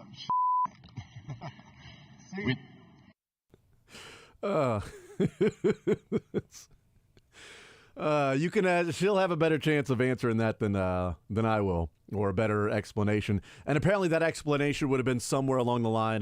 Dan Hurley was asked after he got off the podium about that, and he said, "Well, we just went to Rhode Island, which I had to drag her to, and then Connecticut. At least I got her closer to New Jersey. I can't afford a divorce right now. I just started making money." Which I do love. A couple of the first replies for that is, Kentucky will pay for the divorce. You're fine. Another one said, you got plenty of money. You can get a new wife. Like, they really want him to go to Lexington. They really want that to be the case. There was a delay in John Calipari and this contract and finalizing a contract, and I haven't seen the latest. Have they announced finally that this contract is done, that this contract is announced, and he is signed, sealed, not yet delivered because they haven't had the opening press conference? As of April 7th, 2024, 11:12 p.m. Eastern, what I am seeing is the contract is expected to be completed in the next 24 hours. Now, Jason, correct me if I'm wrong here. Yep. April 7th, 2024, 11:12 p.m. Eastern. We're past that 24 hours. It's April 9th. Yeah. Yesterday, we thought, the report came out that they were going to finalize. It was finalizing a contract, and it does have to be approved. Okay, that's fine. But as it went on and went on and went on, and then last night there's still nothing. It's like, okay, well, are they waiting for the national championship to be over so they don't get overshadowed by, oh, that's cool, that was news, we've seen that, we've talked about it for about 12 hours, let's move on, and now we're talking about UConn. Okay, well, if UConn wins, we talk about UConn for about 12 hours. Okay, now it's official. Oh, they're back in the news cycle again. Kentucky and has a new coach, needs a new coach, but really it's Arkansas and John Calipari. That's the news cycle. And my thought last night is he getting cold feet? Does he not actually want to go to Arkansas? And now there are reports that John Calipari was debating whether or not he actually wanted to go to Arkansas and gave Kentucky a chance to match the Arkansas offer and was starting to have second thoughts. Because yesterday he met with his players. And then typically, right after that, you would hear some players or something getting out of, yeah, John Calipari's definitely gone. But it was, they're finalizing the contract. He's going to meet with his players later this afternoon. This thing is done, and done. But then there's also reports from Matt Norlander today that say, latest on John Calipari, he still, as of this moment, has not had any contact with Kentucky AD Mitch Barnhart. He says it seems he's waiting on approval on his Arkansas contract any hour now before finalizing the divorce with Kentucky. The expectation is that will happen later today. So this sort of balancing of, okay, did he want Kentucky to match? Was he having second thoughts about leaving Lexington to go to Fayetteville? But he also hasn't even had contact with Mitch Barnhart, which shows you the dog and pony show they did when they put out the video of, guys, we are good. I mean, we do this every year. We talk about what's going on. The mission is to get back to work. And Mitch Barnhart just sitting there, stone-faced, stoic, cold, no reaction whatsoever as Cal continued to do his political speech, his senatorial running for re-election speech about what the future of Kentucky is. And it's like, oh, yeah. He's talking with Arkansas. They're finalizing a deal, and he hasn't even informed Mitch Barnhart, which, by the way, according to his contract, he is contractually obligated to tell the AD that he is talking with another university. And he hasn't done that yet. So there will be lawyers involved in this if I'm Kentucky. Oh, yeah, I'll take a little money back from Cal. Oh, hell yeah. Oh, you didn't? Yeah, we're going to go ahead and sue for some of that money since you never told us you were finalizing a contract with him. And by the time you came to us to tell us that, it was already too far down the line. We couldn't match. And your contract says you have to let us know before you start doing that. See the Minnesota Timberwolves drama that's going on right now. Yeah. Kind of the similar thing where there was a little thing in the contract that they broke and I don't want to call, obviously Kentucky is the billionaire, but they're the entity. You know what I mean? Yeah. They're going to get any type of money they can get back at any cost. So lawyers to them really aren't that big as far as it goes with maybe a coach trying to get out of it. So, according to Dick Gabriel there in Lexington, said amid Arkansas's pursuit of the head coach, there was word, not specifically from Calipari, but word to Mitch Barnhart in Kentucky of this is what Arkansas is doing, here's what it'll take to keep me. And Mitch Barnhart said, no, thank you. They did want to move on from him. I'm convinced of that. Sure. But they weighed the option of paying him the $30 million. Again, I broke that down. It's not $30 million that they would have owed him. It's monthly installments for the life of his contract, which is 6 more years. They would have owed him that equal installments monthly, so roughly like $6 million per year, about that. And there's an offset clause. He clearly wants to still coach. He's going to Arkansas. Imagine if they fired him, Arkansas pays him $8 million. You're paying Calipari nothing if you would have fired him because of the offset language. Somebody was going to hire John Calipari, which is, as we've seen, that Arkansas has done that.